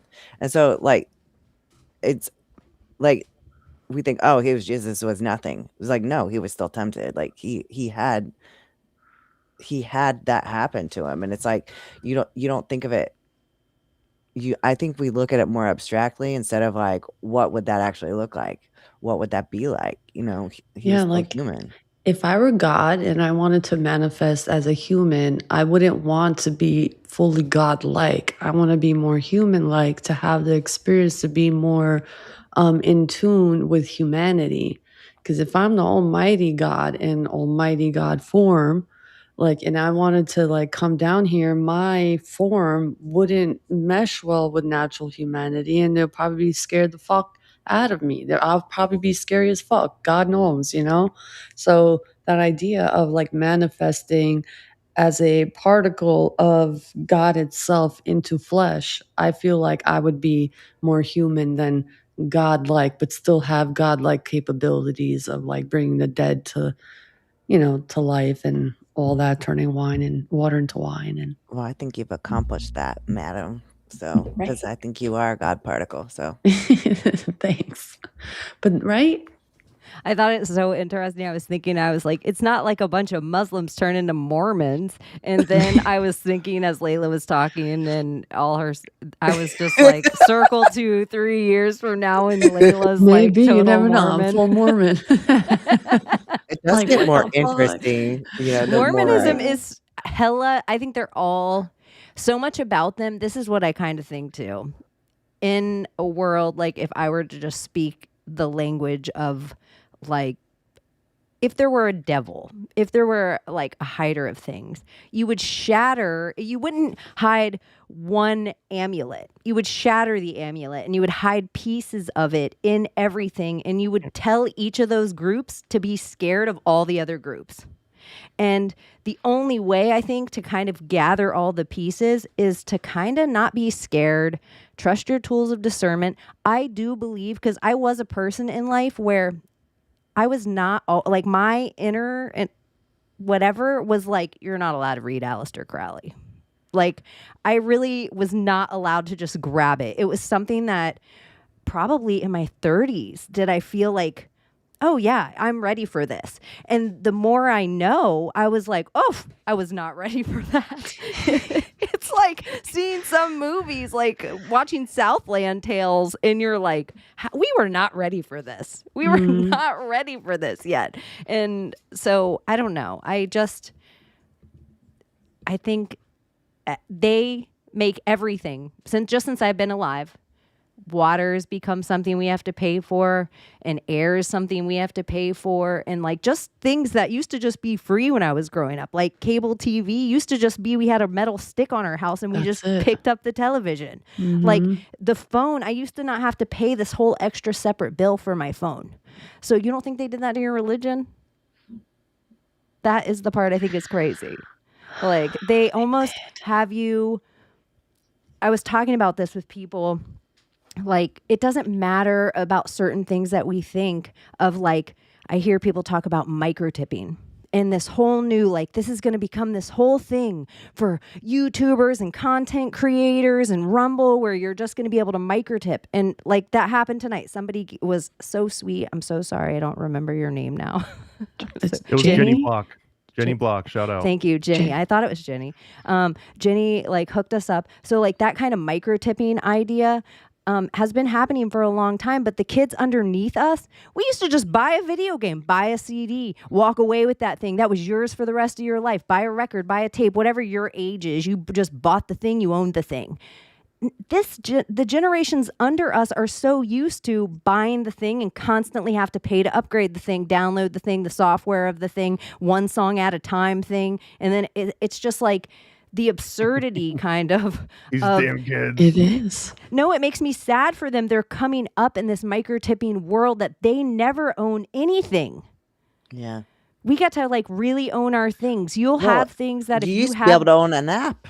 And Dude, now you we like had- everything's subscription, everything. We had unlimited email space. Are you kidding me? Like unlimited. Like you could have 1 million emails unopened and you'd have unlimited storage. Now you have to fucking pay for storage. That was the plan though, is because once you've got all your shit stored on their server, then they can be like, oh, by the way, that's going to be 30, 40, 60, $100 a month now. And there's so many people out there that are like, but that's 20 years of my life. Like I can't lose that. They're like, all right, some people then fucking buy it.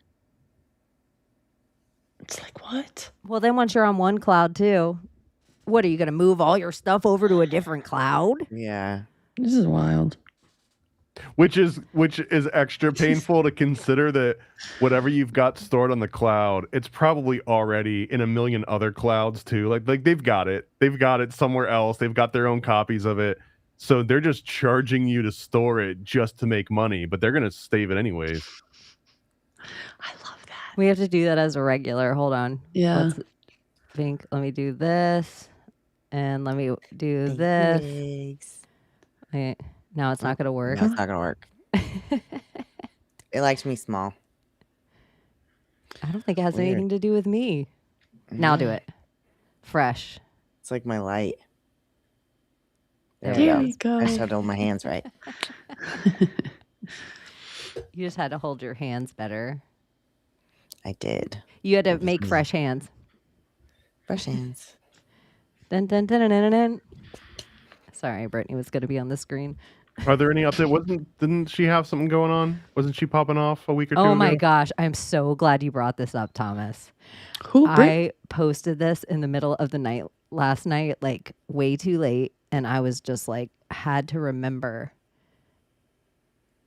to bring it up to you guys, and I'm like, this could get me pulled. This could get us in trouble on YouTube. It won't get us pulled down in the immediate, so it's fine. Does And I assume this is Britney related. It's Britney related. You just made me so excited. And then I was like, oh my gosh, I have to show all of you.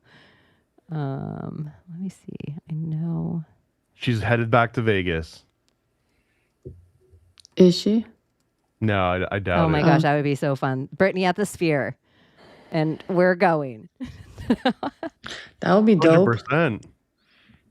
Oh yeah, wherever Britney even decides to show up next, we're totally up to it. If she decides if it's the real her. Yeah. You guys are going to love this. I'm so excited.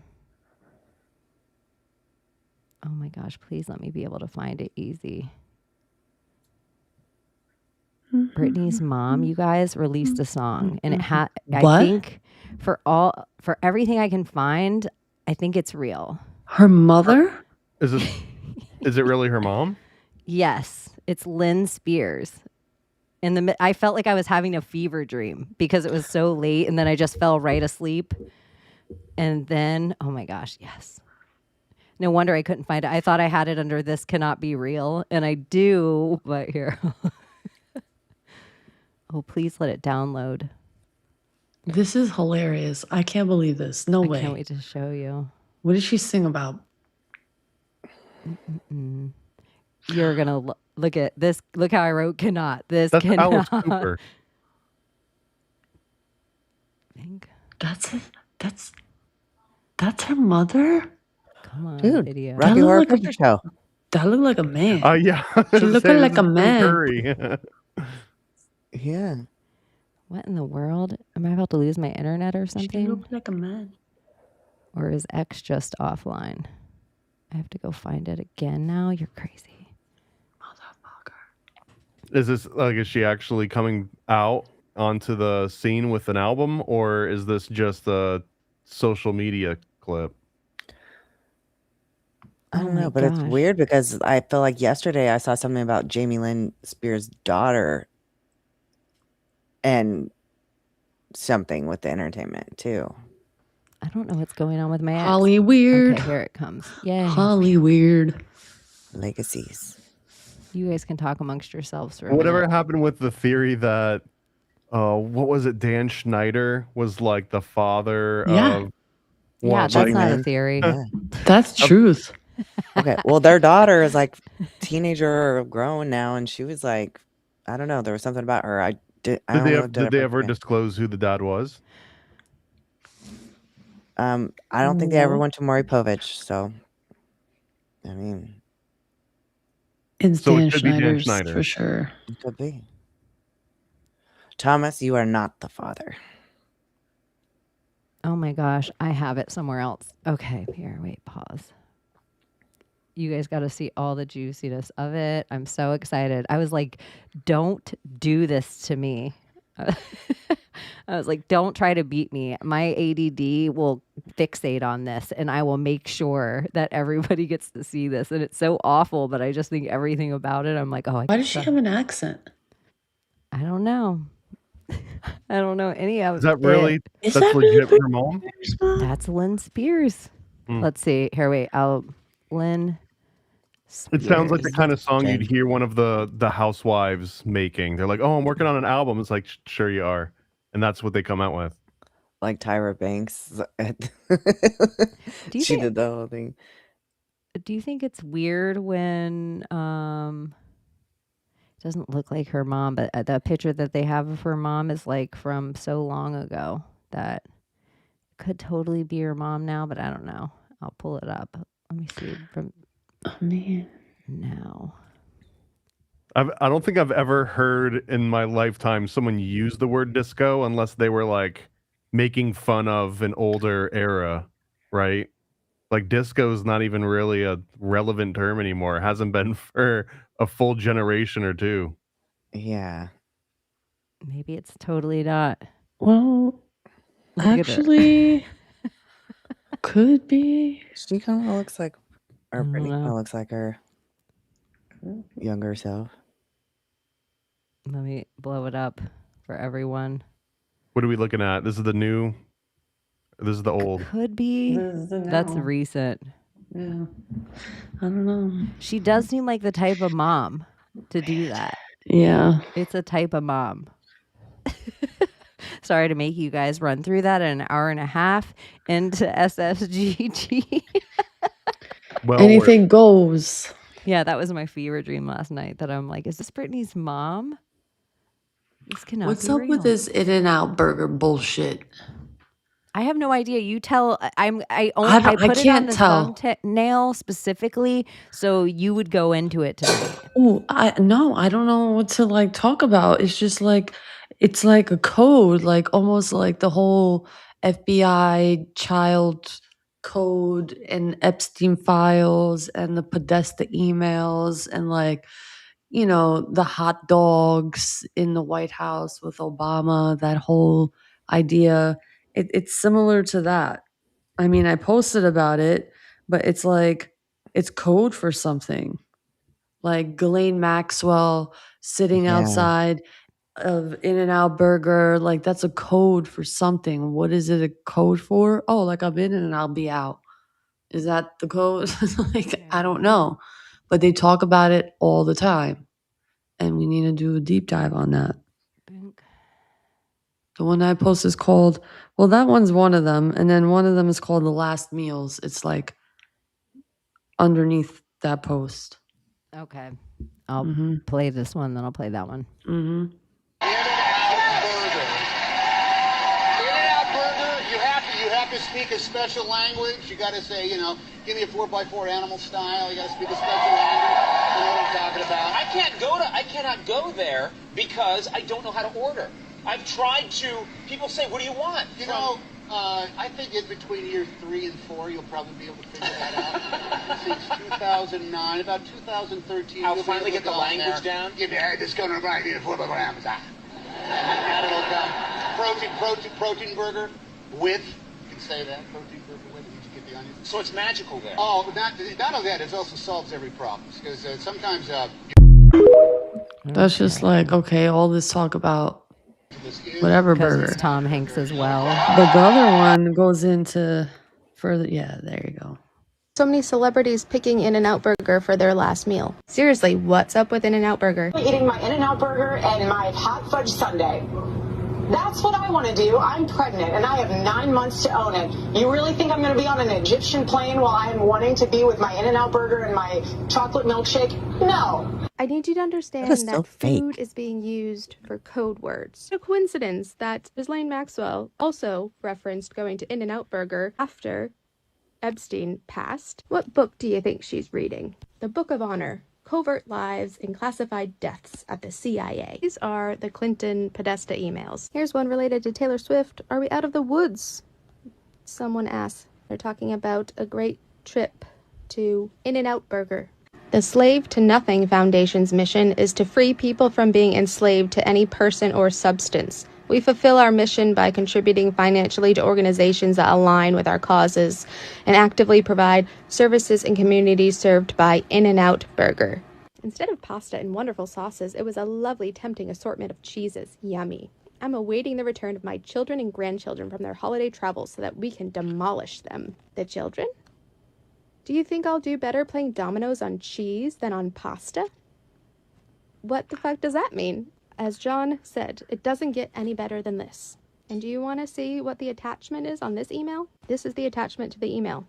Doesn't get better than this. Last day in MV. Missed you. Susan whipped Sherry and me at dominoes using the Podesta method. She made up the rules as we played. The realtor found a handkerchief. I think it's a map that seems pizza related. Is it yours? They can send it to you if you want. I know you're busy. Feel free not to respond. Saying, yeah, it's my handkerchief. Nothing to worry about. A handkerchief with a map of pizza, because that makes a lot of sense. Just to add to the confusion, this man was outside of Rob Reiner's house after his alleged murder, wearing a Burger King crown and shouting things that the media won't report. This is the guy with the Burger King crown. I have no idea what's going on, but something strange with burgers and fries and In-N-Out Burger and Burger King. One more strange coincidence. Nick Reiner, the son of Rob, was obviously searched quite a bit yesterday. But look at this little blip. On December 6th, he was searched in the blue and white area, not Scotland. So what's that about? Something strange. I do kind of like how everybody's going back into the Google searches and finding all those for Tel Aviv, like right before the Bondi Beach shooting and right before Charlie Kirk shooting and and it's like, and these people's names, like the shooter's name already. Yeah. It's curious. Coinkydink? I think not. Thomas, Skeptic Tank. Oh, you want to yeah. talk about PSYOP in Australia and the fake motherfucker? Hold on. Before we go there, I want Thomas to comment on the In-N-Out burger. Oh, yeah. Well, I'm more into the Pizzagate angle of it. I don't know if In-N-Out and Burger King and all these are like secret codes. I also don't think that we should give up. We should relinquish like the golden ratio spiral to pedos, right? Like they don't get to own an actual symbol that means something. The same way that I don't think the Nazis are allowed to own the Gamadian, which is or the also gays like a with the natural rainbow symbol. But I want to say when I part of me likes it when someone starts going deep into like the Pizzagate angle, but I want them to ultimately come across the James Alefantis Twitter posts and like the actual things that the people running the actual restaurant were posting themselves and laughing and all the inside messages and like kids duct taped to walls and talking about like, we'll have 2 toddlers in the pool this weekend, everyone come over, like all of like the weird stuff that doesn't even need you to sit and be like, what does In-N-Out animal style 454 mean? What does that spiral on the side of the building? Could that mean something? But no, like look at what these guys were actually posting. Like, look at this cutie. I could eat her up. And people like posting crazy, like adult. And then you start looking at the avatar that he used, and it was like some god of I think it was the one that Zeus came down and snatched up. That used to be the Budweiser logo. So then look into the OG Budweiser logo with the big Anheuser-Busch eagle. That eagle is Zeus basically snatching up a young boy to go and do Zeus things with him. So like every major corporation and fast food and vice is kind of centered around this like ancient elite cult, every single one of them. Well, if you look at, what is it called? Butter Baby Donuts? You know, like what's the other donut place that Voodoo. was, yeah. Well, if you look at Butter Baby Donuts and how it looks inside, you kind of have to question like, what the fuck is the symbology going on in there? Like, it is fucking freaky weird. Just, I don't know. I don't know what we're leaning towards, but it's just weird. This is all Alex Podesta's art. Yeah. Which I always have to, like, if we're going to Podesta and talk about Rob Renier's son, let's look at Alex Podesta's son, or, the Podesta's sons. This isn't his art collection. This is his son. He's an artist, and he does all this creepy art. And all the art he collects of every single one of the artists, they should be looked up. And if you look into the Podesta's art collection, they absolutely focus on cannibalism for some really specific and unknown reason. This stuff's just wild to me. I think it's it makes so me creepy. think of Gummo. I don't know if you guys ever seen Gummo before. And since we're on this topic, unknowingly, like I didn't know we were gonna Pizzagate tonight, but I made a post too. This is Erica Kirk's ex-boyfriend, Philip Cabot, and this is still up on his Instagram, and I just think it's an interesting lip tattoo. Maybe he just loves pizza. Well, I also, on behalf of pizza, I feel know, like they don't get to. I'm not ready to give pizza up to like Satanists. I'm not ready for them to own the entire symbol, so I can't ever eat a slice of pizza on camera ever again for the rest of my life, or else I'm part of a satanic cult. Like at a certain point, we're all just going to be eating like chicken and rice. And otherwise you're going to be accused of being like a PDO. Yeah, I was like, I know Abbie's already like, yeah, we should. I just think in the world that you're in, that you feel the need to do a press conference tour right now, and you and your ex-boyfriend scrubbed the internet, and so everybody's finding all these pictures of you guys together, and he's a like big huge high up at Turning Point, but people are finding it in the Wayback Machine. Like maybe it's just all implanted there. If you're like going through all these extra steps to contour this image to be the Tammy Faye Baker of the new age, I just am like, you don't have somebody looking into conspiracies and be like, you know what? We love the checkerboard floor, but let's just have you go stand in there on the white marble. This is we still don't allow women in masonry in this country. Like, which Real Housewives oddness. Kyle Richards, her husband, owns a real estate company, and she had this famous house that was on like every episode of the Real Housewives, and different Real Housewives would move into her house for filming before they like bought some other house or whatever. She finally sold this house to another Real Housewife, and she was like, oh, I'm so upset because she destroyed my iconic checkerboard floors. But they're the ones that always do the surreal party every year for the spring with the deer antlers. Mm-hmm. Kyle Richards is Kim Richards' sister, so it's little Kathy, Paris Hilton's aunt. It's like a whole thing for people that aren't there. But I just think it's like, I love those checkerboard floors. Like just the punk rocker in me loves those checkerboard floors, and if I could ever afford the perfect checkerboard floors, I really want it like the same way. Like I can't ever have a slice of pizza ever on my Instagram again. Right. Depends on how deep down the hole you are and what kind of followers you have. But there are absolutely people that are like, they probably have to eat pizza in secret because they know the same thing when we had took silly pictures. We're all doing like eye symbols. Like legitimately people will freak out because you just put your hand over your eye in a certain way. And that means that you're in this club. And it's wild to me that like people will make sure that they avoid doing any kind of hand symbols, eating pizza, eating a hot dog. I could see not wanting to eat a hot dog on camera because it's kind of phallic.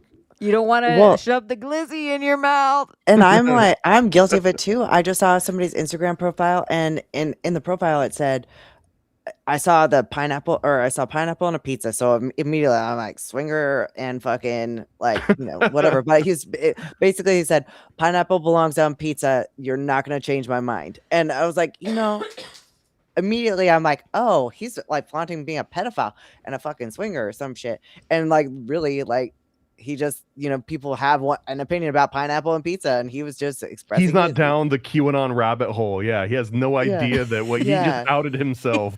Yeah, on the 17. I'm like, God, and he posted it at 3:33, so they're like, oh, it's a done deal. This guy, Satanic Mason PDF.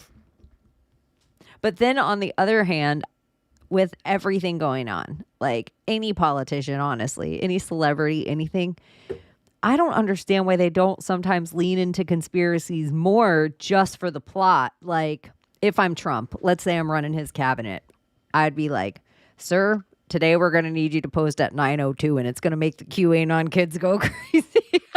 Like I would have him lean into it on purpose at this point, like the same way we were like by 2020, it was all, by 2020 already, we were Nick Fuentes and Candace Owens and Tucker Carlson. Like the script we're running on now, the Ben Shapiro and the blah. That's the exact same script we were already being fed back then. They were like, here's your main characters. And we were all like, okay. Psyop or not, though, whatever happened to Q? Like whatever, just like it just stopped? Like that's it? No more? Protected DNA. That's it. Like seriously, what happened to it? Everything's been said. The whoever was running it had to graduate middle school, and they got into high school, and they found girls, and they just stopped posting.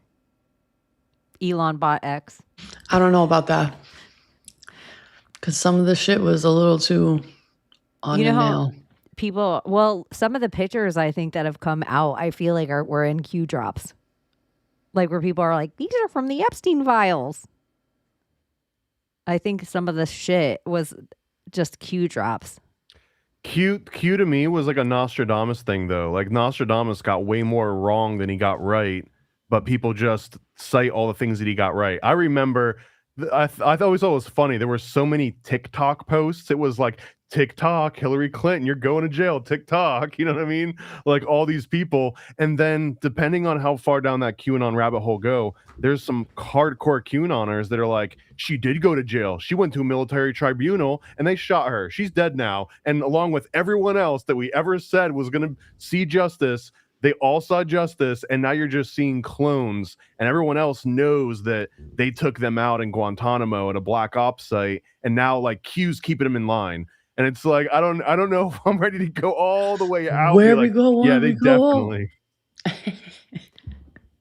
It was fun, but it was like, it just felt like anyone that knew someone that legitimately LARPed at some point usually in school, right? It's a little weird when you're like, I don't know, no judgments here, but like in school, you would know someone that LARPed. In our high school, there was a group of teenagers that would like go to the mall and they would pretend that they were vampires, but like play out these elaborate stories and it was weird, right? But I feel that QAnon, the same way that WWE and WWF, it was like, if you play along with it and you never admit it to LARP, because the second you admit it to LARP, now you're a theater kid and now you're gay, right? And now you're a beta. But if you don't admit and you're like, nah, bro, wrestling's real. They're strong. Those are two dudes punching each other. That's the least gay. Who cares if they're wearing neon pink spandex? Like, this is the least gay thing. And I think QAnon is kind of similar. It's like, nah, bro, we're not gay. We're not pretending like we're vampires at the mall. We're pretending like we're going to storm the Capitol and we're going to send the Clintons off to a military tribunal. And like, if someone actually said, hey guys, are we LARPing? I don't know. I feel like that person gets kicked out of the group the same way that you get kicked out of talking about wrestling being fake. Now, all of a sudden, like your friends are like, nah, bro, you're gay. It's only fake if you're gay. Get out of here. Nick Fuentes. What? Nick Fuentes. Well, he was one of the people that was like making people storm the Capitol. Like he was on his megaphone saying like, Fuentes? Wasn't he like 13 at the time? No, he was standing on top of a car at the Capitol. Really? Yeah, and he was telling Dude, people to storm I'm the gonna tell Capitol. you, if you were, there was two sides of this building that were staged. One side, it was like, if it went off without a hitch, one side would have been showed to the whole media. But I believe they needed certain of these characters. They were like, oh shit, that didn't go off quite like we needed it to go off. We got to save this character for later on. So we didn't ever get the footage of Alex Jones in a tank at the Capitol. It was like a who's who of everybody that it was so crazy on one side of the Capitol, the side that was breached. It was like a whole bunch of famous people standing back. And did anyone end up throwing any of those bricks? Because I remember all the stories where piles of bricks would just show up on the side of the road out of nowhere.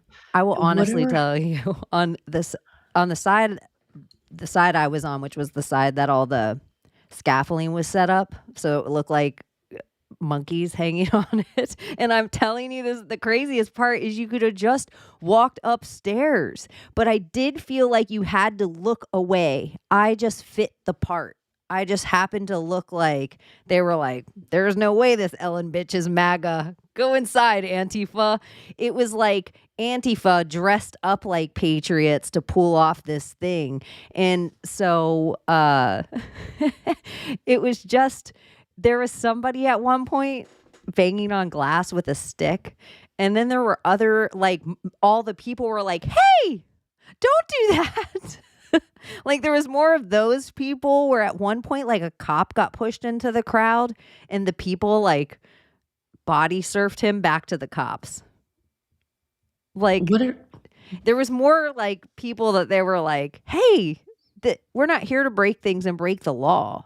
Yeah. There was more people telling people that there. It was a very strange situation. What happened to that guy with the, Indian, what was his name? He was like a QAnon. I don't even want to say his name because Buffalo I feel Bill. like his is the one thing that code word that gets your show Yeah, taken seriously. down. Seriously. Like he's such a LARP. He was just set up to like take a thread and to just tie a few shows together so that when they came for the second wave to pull everyone offline, it was like foomp. I forgot what his name was. The Just call him shaman. Buffalo Bill. I know Yeah, there exactly you what you're go. talking about. I'm just gonna call Yeah. him Buffalo Bill though. Out of It was disrespect. good, right? Yeah, but where is he now? What is he doing? He's trying to turn become into a more political thing. character. He like became like I'm gonna take a little bit of Ben Balderson's character and a little bit of he. It's like when he was in his Fed jail, they had to like change his route a little bit, so he became like I'm gonna talk about Odin and alchemy, and I'm gonna talk about all this other. I don't know. He's such the same as the. If he was a chick, he'd be Who selling interviewed crystals him right that we now. know? Didn't Thomas. Yeah, Thomas interviewed him. Yeah. And he It was dropped all not. these weird It was words. not impressive, in my opinion. I don't know, the LARP inside the LARP. Because But I remember at the time during the interview, he was trying to reposition himself, and he was running for office at some point. Like he wanted to use this for his entry into politics. He didn't realize that I mean, maybe it's possible in a world where Trump gets to be president twice, that maybe Buffalo Bill gets to be president at some point too. But that he was legitimately like, I'm gonna make this a political run, or I'm gonna convert this attention into some kind of like a political energy. And I automatically I don't miss trust those you. times, If you're though. getting into politics, I don't trust you. I miss those times. I miss COVID.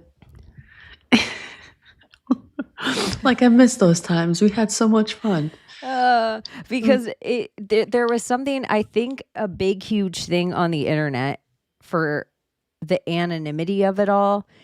Nobody was doing it for clout because you were anonymous. And so a lot of the doxing that happened, and then I feel like there was a whole other, infiltration and people that weren't just genuine at all. They were like, oh, this grift is solid. I'm going to jump on that grift. But yeah, I think there was something to just being anonymous. There was something about having stupid names and just adding to a hashtag that you were just adding to a hashtag. It wasn't, you were like doing a dig, like Wayfair shit, for example. Yeah. You'd be doing a dig and you'd attach it to a thing and find a certain item and have all the hashtags. And then other people, it wasn't about getting so many likes and so many things. It was just doing like a group. We're all going to take care of this because it matters type thing. Yeah. And Finding the like-minded people, like Yeah. your family, like of mind. But even like the Wayfair stuff, like all those people, there isn't a thing, whether it's COVID or whether it's Hollywood or whether it's, whatever, anything we've named tonight, there isn't a thing that we've talked about that the public isn't having slow dripped on them right now, like in real time, that 3 years from now, you're going to be like, yep, this is what we've been talking about for this amount of time.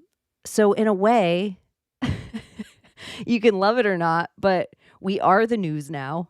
The Great Awakening is upon us. It doesn't matter whether we're fucked, Jesus is coming, a comet hits us, where we go one, we go all. Just like the Bible. Like what? No matter what. So It's written good. It's there written, is like, a thing open-ended. that it's like the Nick and the Candace and these people, because the Tate and the things and they became like teddy bear versions of something we wanted to be or we felt we were, and then we were all like, oh, and then we do this thing too. It was like a funnel in. We had to feed the algorithm. Speaking to feed the algorithm, go ahead and hit the little thumbs up and the subscribe and drop a little comment right now. Y'all, are you voting next election? Depends if I get like a free burger or something. That's the new metric, right? If the state wants me to do something, I better get a free Starbucks or a donut or a burger. That's That's What the do you new think's gonna happen? negotiation. What about a donut burger? Nah, that's kind of gross. I think it sounds disgusting too. Ew. You haven't seen that like State But you know Fairs? what's good? Chicken and waffles. Yes, chicken Roscoe's, That's my yeah. salty savory that I think is like the high bar of salty savory is chicken and waffles. I'm not a kettle I don't corn know. girl. A but chicken and frosty like and chicken waffles. and some French pancakes. fries too, though. That's pretty good. Salty. With some hash Chicken and browns. rice only. Frosties have lost their. Mojo. You Wait, guys, we I'll grew s- up in a different place. Well, I'll than die is on this now. hill too. That I think everyone universally can agree that Wendy's is a completely shell of its former self, and It is. I It's do sad. believe that it was at its peak when it was being run by a live Freemason, Dave Thomas, and Dave It was. Thomas, he's the one that helped the Colonel set up KFC, a fellow Freemason, like two of some of the best fast food restaurant chains in America, Wendy's and KFC, were better when they were being run by living Freemasons. And as soon as the Freemasons died, both of those chains completely fell into the gutter. So I if bet the Wendy's original can put a McDonald's new guys. Freemason as CEO, then they might be able to turn this around. But I can't see any other way of them doing it. And even their barbecue sauce sucks now. Wendy's used to have a great barbecue sauce.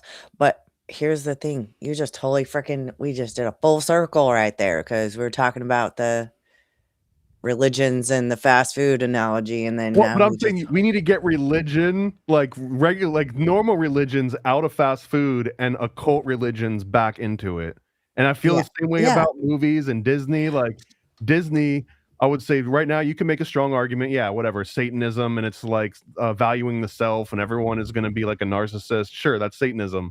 But classic Disney, Snow White, Pinocchio, Disney was like that was Freemasonic, Rosicrucian style occult teachings, and people were so afraid of giving their kids that now you get like just pure Satanism. You just get like watered down Yeah. Satanism. And it's like, let's just at least go back to the Freemasonry part. Even if it's bad, it can't be as bad as like, whatever. Yeah. the latest I stuff will coming out. say, I was in a Chick-fil-A today, and I think Chick-fil-A has like high mark in the fast food industry in They're a like the way, Mormons of fast food. dude. And they're Christian. It's a Christian thing that I'm like, Fair. you know what? Say what Like you you know will. that. This whole company, even down to their being closed on Sundays, I think that want of craving, you don't just, anytime you might crave McDonald's, but then it's just like, oh, okay, the McDonald's is that one closed day. It makes you like, oh, we're definitely going to Chick-fil-A when we're in this part of town because Yeah. we're not going to be here on a not closed day. And I just think it does it so top notch, everything about it, that in real life, I'll admit to it here. Jules and I have been together a long time. There was a time that Chick-fil-A was like, I don't know, maybe paying some organization that they were like, this gay marriage thing is gonna make our kids transgender one day. And everyone was like, that is crazy. That'll never happen. And so they paid some organization, and all the gay people, this was like one of the first, before all this bullshit now, where all the gay people were like, we're gonna take selfies kissing in front of there. We're gonna boycott there, blah, blah, blah, blah, blah. I've looked like this for quite so many years that I look like an obvious lesbian. There's nothing I can do about it. And it is what it is. But Chick-fil-A always been the bomb. And I didn't really give a shit about the politics of it. But one time we went to the airport in Orlando, which is just gay. It's kind of a gay city. It's one of those gay cities. And there was all these gays. It was like 7:30 in the morning. And it was like McDonald's, Burger King, Chick-fil-A chicken biscuit. If you guys haven't had it, so bomb. And so I was like, my wife, for all intents, she looks close enough to she so straight looking. I made my wife go wait in line at the Chick-fil-A and then bring me the biscuit because there was too many gays sitting in the food area at the airport. So I was just like, look, you got to go stand in line and get us chicken biscuits. And she's like, we can't do that. And I'm like, but you can. We can't, but you can. Get away with it. So I admit to it here that it was like I might as well have had a mask on. During that same Go exact should've just time, I got know exactly what you're Chick-fil-A. talking about. You when if, fucking like, gays, you're too much. if you were progressive or gay or an ally, then you couldn't eat Chick-fil-A or get caught. It would be like eating pizza if your crowd was QAnoners, right? But I remember that while that was going on, most of the project managers that I worked with at Disney were gay, like openly gay. And they were in charge of the catering whenever we had like a big event going on. We have like a whole bunch of people coming in, and they would always get Chick-fil-A every time. And someone actually asked one of them, he's like, hey, like, you know what's going on, right? Like, you just spent $400 at Chick-fil-A with this big chicken nut. And he's like, I'm gay. Like, it doesn't mean that I don't like the best chicken like that's available here. Like, it doesn't change my taste. I'm He's gay. like, I'm not retarded. me liking Chick-fil-A trumps whatever agenda that I'm supposed to be behind. Like, they make the best chicken, like, full stop. And they run a clean establishment. I think that whole warrior, concept of like these, freedom warriors, what do they call them? Right? I have to say real quick, Layla, doesn't Chick-fil-A at the same time, if you were to like judge their staff, seem like they have the gayest staff of any fast food place? My pleasure. It's all the guys seem like, like they're gonna like their journey from here to there. You know what? Now that you mention that, there was like this older man who was working there, and like they walk around the lobby and stuff like that, and he was so gay, like, and he was gay men specific. It doesn't have to be gay. It could be like Mormon gay. Like they're so nice that they're gay because of it. Yeah, that is true too. That is real true. Where they're so nice, you're like, is this person a serial killer? Yeah. Or are they gay? Like, I'm questioning you, motherfucker. I don't trust you. Yeah. But anyways, so that was the Chick-fil-A ad. Money, please. Yeah. That was that's how far food for life. Oh yeah, so Thomas's whole thing was bring the Masons back, and I just have to be like, shout out to the Christians and their Chick-fil-A. I was like, why do we end up on Chick-fil-A?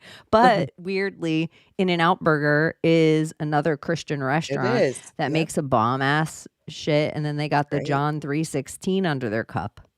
And me and my Maria were talking about this. She goes, what do you think this is all about with these celebrities? With the In-N-Out Burger. And I'm like, with their last meal specifically.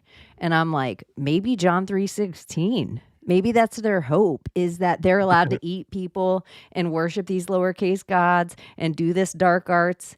And then John 3:16, if they believe in Jesus, then they're good. Everlasting life, yeah.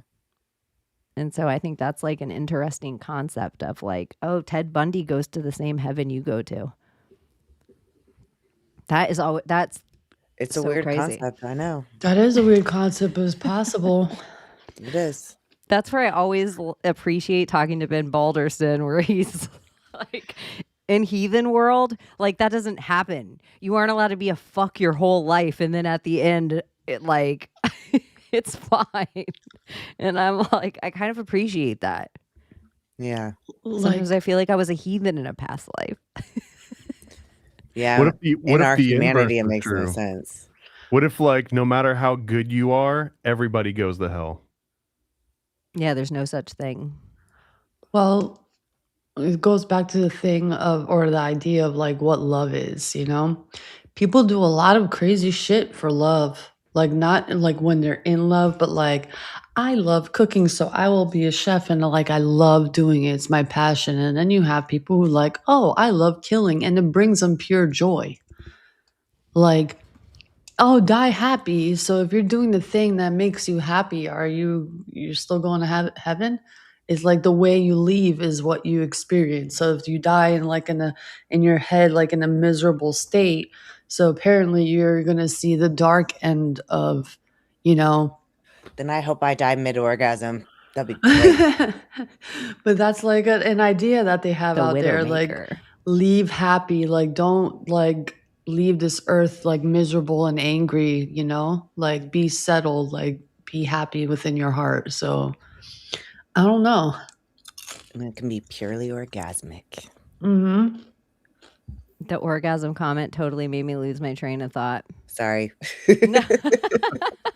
What was like when she saying that? I was like, before that. Well, we want to die going out like that. What was saying right before orgasm. that? The little death. Y'all, I've never had these before ever in my life, but these are the best popcorn like ever. It's This like is our butter second and commercial. caramel. There's 2 flavors in here, and it's just like addicting. Do an ad for it. Garrett popcorn since 1949, a Chicago tradition. If you ever had it, you know. If you haven't had it, go for it. Trust. So good. So good. That was our second ad read tonight, you guys. We are going to be loaded. We're gonna find out that like the Garrett family funded like gas chambers or something. Yeah, I can't stop eating them. They're just so buttery. Layla's eating popcorn because she's dropping comms. And then mixed with the caramel. It's like the perfect combination. Can I tell you something else just for the Anons? Shout out to the Anons out there. Shout out to the Q-tards, whatever you prefer to be called. So Hillary Clinton, and I would actually almost want to ask my chat GPT because I'm too lazy, but I feel like Thomas might know some of these already off the top of his head. Hillary Clinton and Bill were supposed to testify this week for the Epstein case. Both of them on different days, like 17 and 18. And that got moved to like the first week in January. And I think if we were to look up in history every single time that Hillary was supposed to testify, we would have false flags before it. Like clockwork, like easy parcheesi, where it's like not just a small false flag, like big false flags. It's not just little school shootings that we get. Like that was the Obama era where we just got a school shooting every day. Douche, douche, douche, douche. But during the Clinton era, I think it was like any time afterward, and Hillary specifically over Bill, anytime she was supposed to stand about anything, because we saw he died. Like she had a whole bunch of shit that she was in trouble for, not just for Epstein, not just for the Clinton Foundation, not just for, it was like the amount of stuff while she was Secretary of State that she was involved in, Uranium One, which is Remember probably the super predator thing too. The only thing that keeps me tied to like the whole script of it all is that video that we keep going back to. And I think you posted it mainly, and you talked about it mainly, Chaney, is the one where she gets arrested during that whole speech and they drag her into the fucking truck. And all of a sudden, oh, she was hospitalized. Yeah, my motherfucking ass. She was arrested. Like that's the only. Speaking of that, there was a post that came out, a tweet, that it was Hillary Clinton has been hospitalized. This is before all the false flags went off. Somebody should do research. I feel like there's probably posts for this. If anyone does this or has this tism where they'll take care of it in like 5 clicks, tag me in it on X. There was a post that went out right before all the false flags, the Rainier thing, the Bondi Beach thing. There was like 3 false flags that happened together. I don't remember the other one. Oh, the shooting at Brown University and the MIT guy getting killed and them trying to put that together. Weird. One has nothing. I'm getting off my train of thought. Hillary, there was a tweet that went out that said Hillary Clinton has gone into the hospital. And then the tweet got deleted, but people were already kind of sharing the information. And then there was just news articles that was just a fake tweet. But it was one of those things like how we've got before. Hillary Clinton, Britney Spears has died. You know, like we've gotten those things in life. So that was something that did go out right before all the false flags happened. Yeah, you can publish the headline and then post a retraction on like page 10 5 days later in 10-point font at the very bottom. Is the same thing that you'd see in like in most lawyer shows, right? Where the lawyer knows that someone's going to object and they're going to be like, jury, forget you ever heard that. But it's like they heard it. You know what I mean? It's gonna affect their judgment, even if they're instructed not to let it affect their judgment. Layla, you got the Bugatti of popcorns over there. God damn. I just saw it in my bar room and I was like, what is that? I thought it was crayons at first, from far away. I was like, what the fuck is that? And I opened it, I was like, ooh. And I just grabbed some and I put it in my mouth. I was like, and I never ever had these before. Don't know where they came from, but they're so good. That's some white people shit. Yeah. It's in downtown Chicago. It's probably the same place that Obama has his hot dogs delivered from. Oh, true. That is the one thing about like some in my contrarian brain, how will even Big Mike and be like, look at her on Ellen, like with her dick swinging. I think in that specifically, not that I'm saying she's not a man, but in that, I think that's her actual mic pack. I think her mic pack fell off the back. When you go into a lot of shows, or if you get a mic put on your lapel, but then the battery pack gets put behind you. So when you see a lot of these reality shows or people on talk shows, their dress will be weird and look like they have a lump on their back. That if they don't have a belt loop, they have a strap that gets put around them. Like if their pants don't hold up, they get this like ace bandage put around them and then it put in there. I think for real, just because it's like a Velcro thing. And all those ladies with their fucking shapewear, I think she sat on that couch and busted the mic pack holder and then it falls into her pants. And so it's kind of hanging and that's what's hitting her pants. That's what I really think. But it's just in my Hollywood brain of shows that I've worked on, I'm like, oh, okay, I can, but I'm a contrarian too. And I just think it's funny that I think it's her mic pack. So Big Mike is kind of funny to me.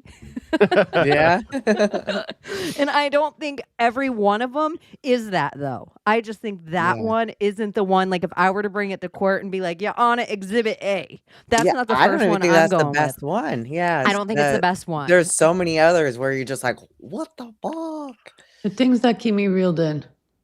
Anne Heche.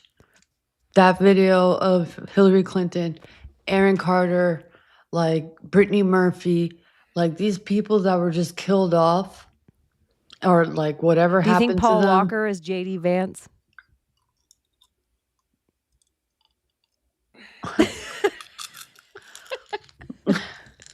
Let me see. Dude, you never know nowadays. I just felt like JD Vance was not cute at all, and somewhere he got cute. And I'm like, that to me is when Trump says central casting about somebody, I always feel like everyone he says it about looks like a handsome, square-jawed person with a mask on their face of the person before him. Masky, like it looks like plasticky, their faces. But then again, I'm like, oh, they probably have really good skin, and they probably do. You know, they're rich. They're putting foreskin on their faces. Let me see if I can find it and see what you think. Oh, perfect. I love when it's like the first video. It might take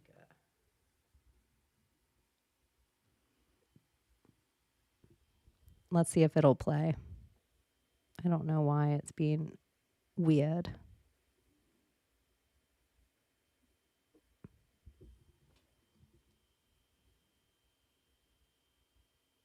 All right. I guess we'll talk about something else until that decides to do its thing. Dude, the eyes kinda ish. They did. Mm-hmm. And if you kind of like hear the voice, I don't know. This is so, I don't know why X is being so wild to me tonight. Well, on another kind of a crazy tangent that I saw earlier this week too was someone that was transvestigating JFK, which I thought was pretty hilarious, where it had a picture of JFK on the beach and you could see his clavicles. And then they had, you know, the classic, like, here's a female clavicle and a male clavicle. So the premise was basically that JFK was a woman the entire time. I thought that was a pretty interesting one. That's one of the dangers, the transvestigation. Not that I don't think there's a lot of inverted people in the whole thing. Like, not that I don't think that. I think, but because of how quickly everybody's kind of woken up to conspiracy, I feel like it's almost like you have to, like going to the gym, your tool of discernment's like a muscle that gets bigger over time. And these people got so much information in 2 years that I feel like their tool of discernment is like a pencil, but they think it's a drill. They think it's like something heavy duty. They think it's like, but it's not but it's like, I do think there's also certain grifts that get more clicks in the transvestigation, just for my own algorithm of what I look at on my social media. If I post like the president's wives looking like dudes, I'll get like 500,000 clicks on it. every single time. So it's like an easy hit of the Well, algorithm that sex sells, right? Because some people are like, "What do you mean Michelle Obama's got a dick?" And then there's some people that are like, "Ooh, tell me more." yeah, some people are like, "Oh, yay, I'm not the only one." Okay, I found it, you guys.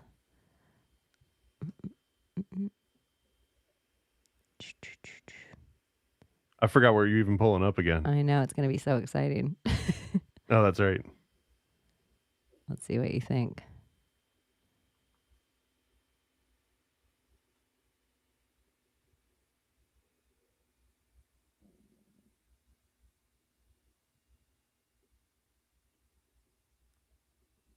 I like how quiet we are. Yeah, it's kind of Paul Walker. Whoa. The nose too. It's weird. And those I eyes. don't know. White people all look the same to me. That is true. Yeah. Oh yeah. The nose is a little different. Now I see the nose is a little different.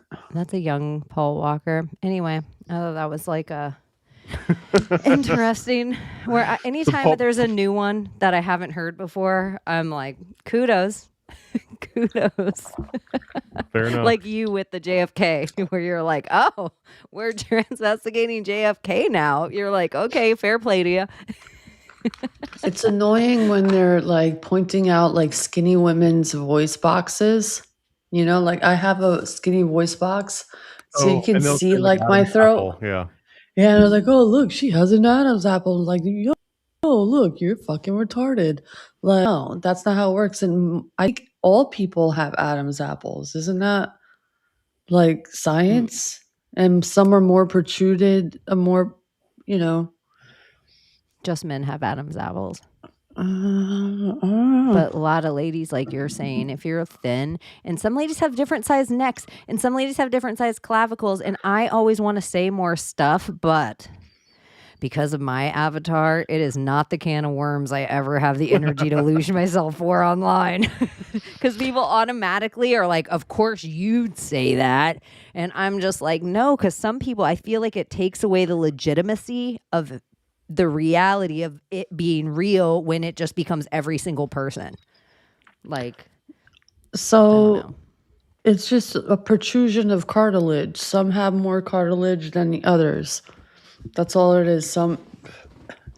That's pretty much it. It's thyroid cartilage that's protruding. or sometimes it's like people really do exercise. I feel like Ozempic, age, ladies do take testosterone. Ladies do lose all their estrogen. Men lose testosterone over time. It's like these are the real things that posture. If you get sick, or if you get lazy, or if you get super sad and don't smile as much, all the muscles everywhere in your body that go away change the whole shape of you everywhere. And you don't even realize everywhere you have muscles until you lose them all. Like you have no idea how much the shape of your face changes when you lose the muscles in your cheeks that you've had forever until you don't have them. So some things that happen where they're like, look at what happened to this person from A to B, and they show two pictures, and I want to be like, 40 years, you fucking dildo. 40 years. That's what life does to you in 40 years of being ridden by this bitch. But I'm like, oh, Chaney, don't do it. Because then when I was a kid, my brother would get like sometimes harped at by my parents, and I would just be like I would do something a little obnoxious to kind of get the heat off of him. And like all the time, that's how I feel sometimes. Like I learned my lesson over time where I'm like, this is not your battle. Like, don't let the blue haired person, they expect it to be you. That is the battle. Don't take the bait. Anyways, Dr. Ozempic. What else is going on? Did we hit all of the bases? Did we Bondi Beach? No, we didn't Bondi Beach. You were going to talk about that. Oh, yeah. And how much of a psyop it was. Like, I'm glad people are seeing the psyops now. Like, it's like not even a question. Some are still a little gullible, but it's just like, If I was shot in the head, you think I'm gonna fucking stand in front of a damn camera and like, no, that's If my not wife happening. and kid just got shot, you think I'm going to give 4 interviews? No, I'm not. No, I'm not. Period. Like some of the Get shit. that fucking camera out of my face is what I'm gonna say. Some of the Robbie Parker bullshit that has been going on with this Bondi Beach shooting is out of this world. And then I do this, I laugh, I'll get, you're cold, you do this, you do that. I literally don't give a shit. Like 30 minutes, I found out Rob Reiner's son slit him and his wife's throat. I'm like, Hollywood pedo. Like, I can give you a list of his besties who you are the people you hang with. Like, that is real life. So I don't know. I have no, everything that's happening, everything. It feels like I already was prepared for it. It feels so Truman Show. Like, okay, like, where are the cameras? You know, like, I feel like, like I'm being played, you know, like something's weird. It's just not feeling real. The Candace and Erica thing, like, I really saw somebody right. This is because Erica has good hair. Erica with the good Are hair. you kidding me? It was almost like I wanted to repost it, and I was like, "This is my favorite response so far." Sometimes I'm like, the internet. Mwah. Yeah, the comments are where it's at. Honestly, where I was like, "Huh, Erica Kirk does have good hair. If that is all her real hair, that's great hair." Maybe she was born with it. Hair. Maybe it's Maybe Maybelline. It's Maybelline. Or Herbal Essence. Remember those commercials with the moaning? It was so inappropriate. Did you see the I wish we had something good to ask Layla's politically correct AI. I wonder if I have it on my phone. Hold on. I have 2 AIs. I use Grok and not so much ChatGPT. ChatGPT is like the SJW of AI right now. I curse it out all the time. I gonna just hold- switched to I'm gonna just send it to Perplexity because they're doing like a whole year free if you have Venmo or PayPal, and it's pretty good because it has all the different models. But Here, I'll just post it right now on X so I can watch it there easily. Okay. Technology. I do like it sometimes. I like it all the time. I'm appreciating it. I like it. At the same You time, just said like that I just so wish. mad, like a husband of 20 years. I love you. Yeah, I like it, but it's just like That's weird. I don't know. I just want to see like truth. I'm just tired of the illusion. Like I Okay. want to see truth. This isn't AI. Supposedly, you know, what do we I don't even like What do we saying that. know? This is totally AI, but this is just like a person walking through the mall. Excuse me, Oh, I officer. saw this. Is your name Charlie? Johnny? No, Charlie? No, my name's not Charlie. No? No. What's your name? John? John? Yeah. John Kirk? No, not John Kirk. You look just like my friend Charlie. Oh. That is, I just thought it was so crazy. I know we all have doppelgangers out there and all white people do look alike, but Yeah, I can't even tell them apart from the other white people that you were showing before. I know. Paul, what was it Paul Walker and JD Vance? You're and like, oh, is that Charlie JD Kirk. Vance It's in the a same mall? guy. What say you, Layla? What? What say me? What? I just said, what say you? You just look like you were sitting there like, I don't know anymore. I don't know anymore. Like I've been on the Western side of things and digging into like, you know, the Tao and, you know, the Buddhist and, you know, all these theologies are like, you know, connecting but without saying or without following. It's just like, that's the path that I'm kind of on right now.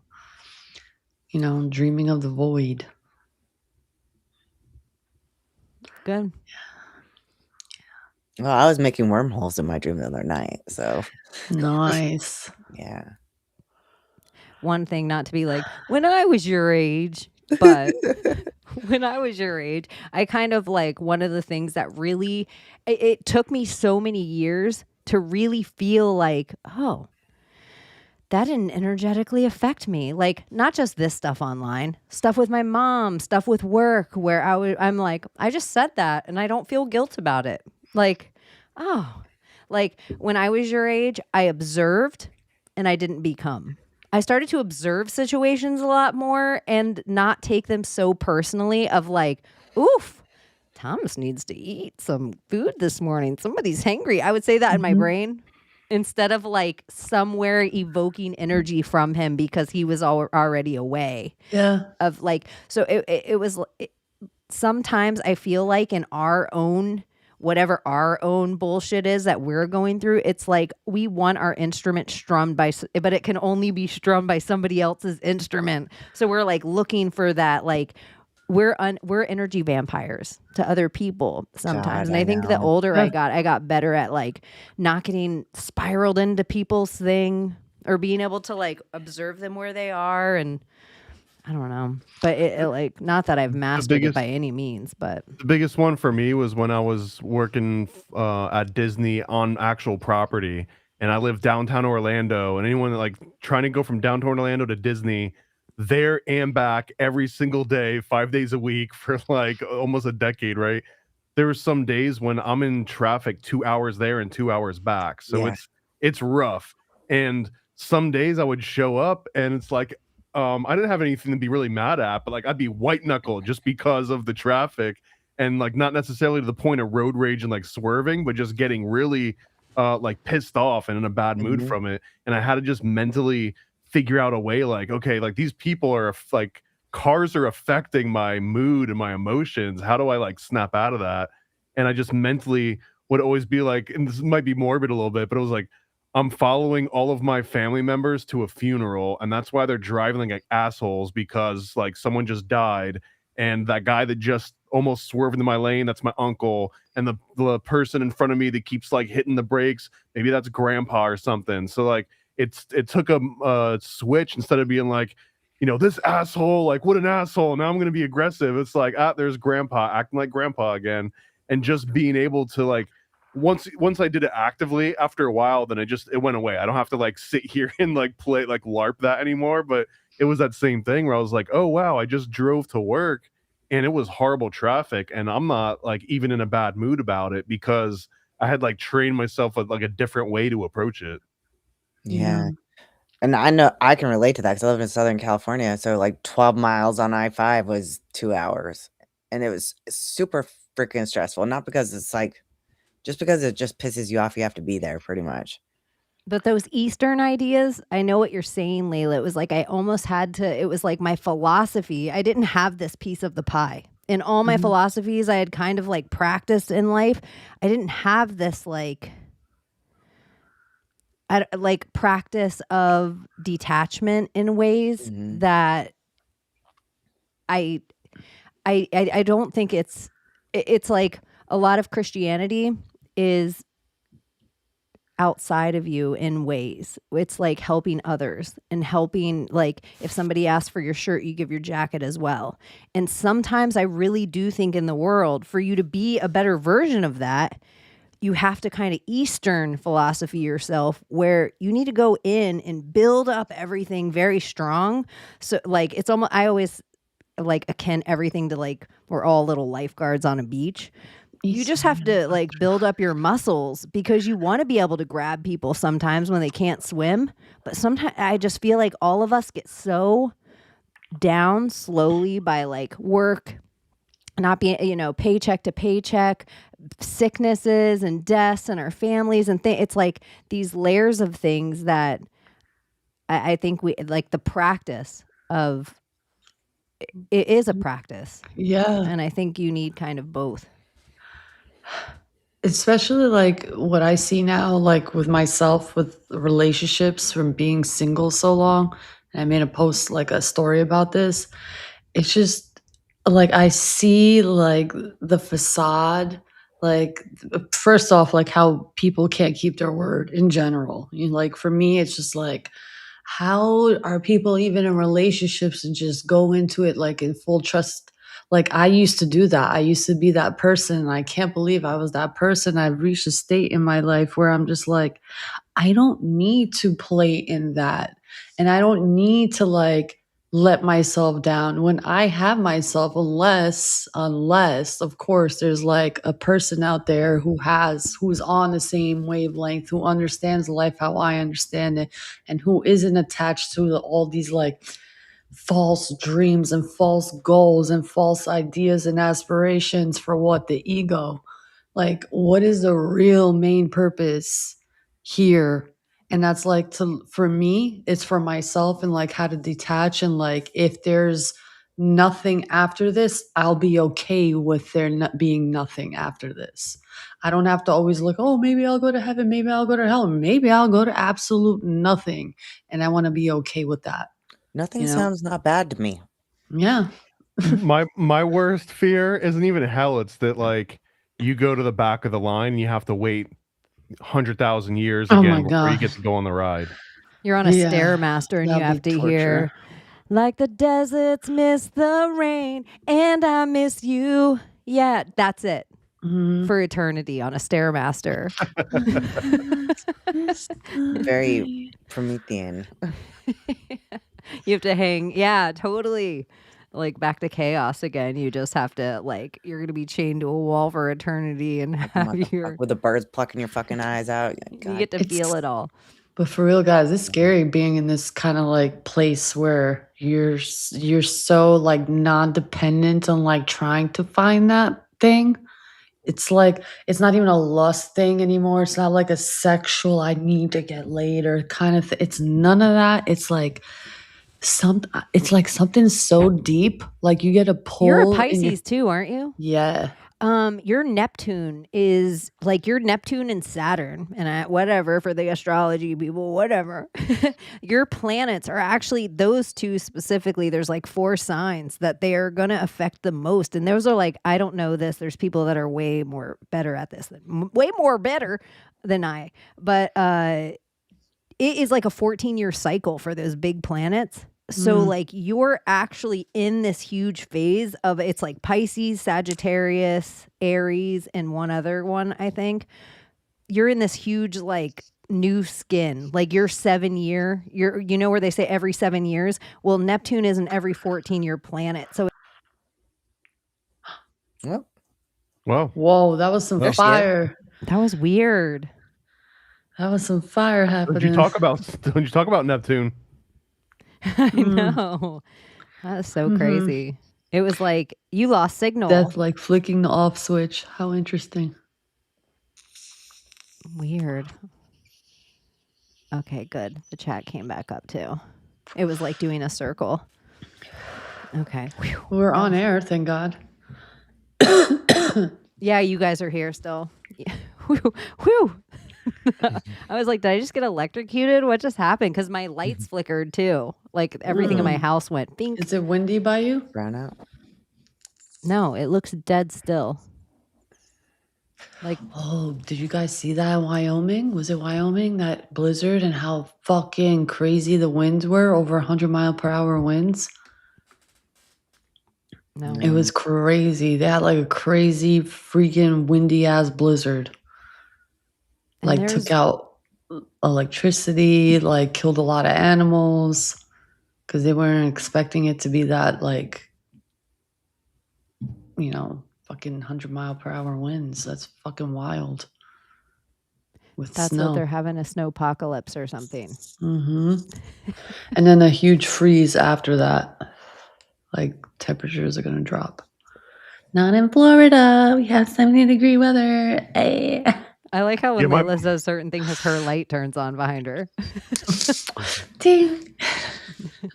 My AC went out today. It was working in overtime just to keep the house cold enough. So I got Oh a yeah, what's couple the of temperature like there? I have my AC on, but it is like winterish 78. here.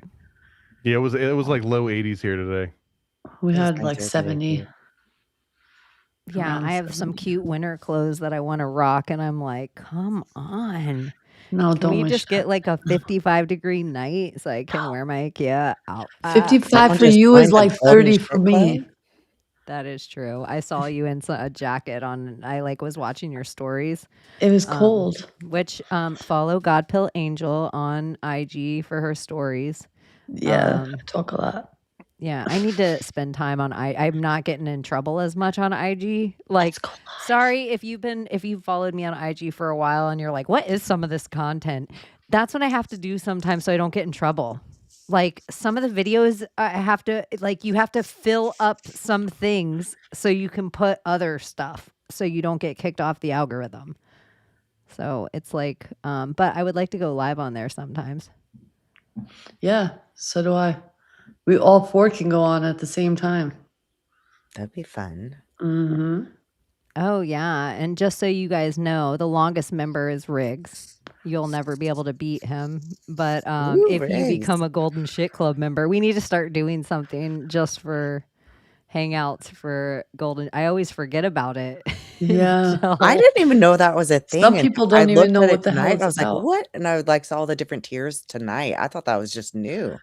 For those Yeah, of you who we can don't know just- what Golden Shit Club is, we had an episode where we were talking about that people actually shit out gold.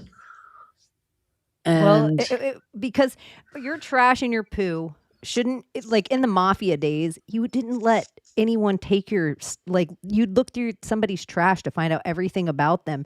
And then if you were just a bruja or if you were a gypsy or whatever, you could get somebody's hair and nails and their all this stuff and do weird stuff in magic. So people didn't necessarily have this stuff go away from their house. In alchemy, some people theorize that an outhouse being on your farm or whatever, all your family, your great great grandfather's doo-doo was your corn knew about your family for like a lineage of time. And now all of our stuff goes away from our house.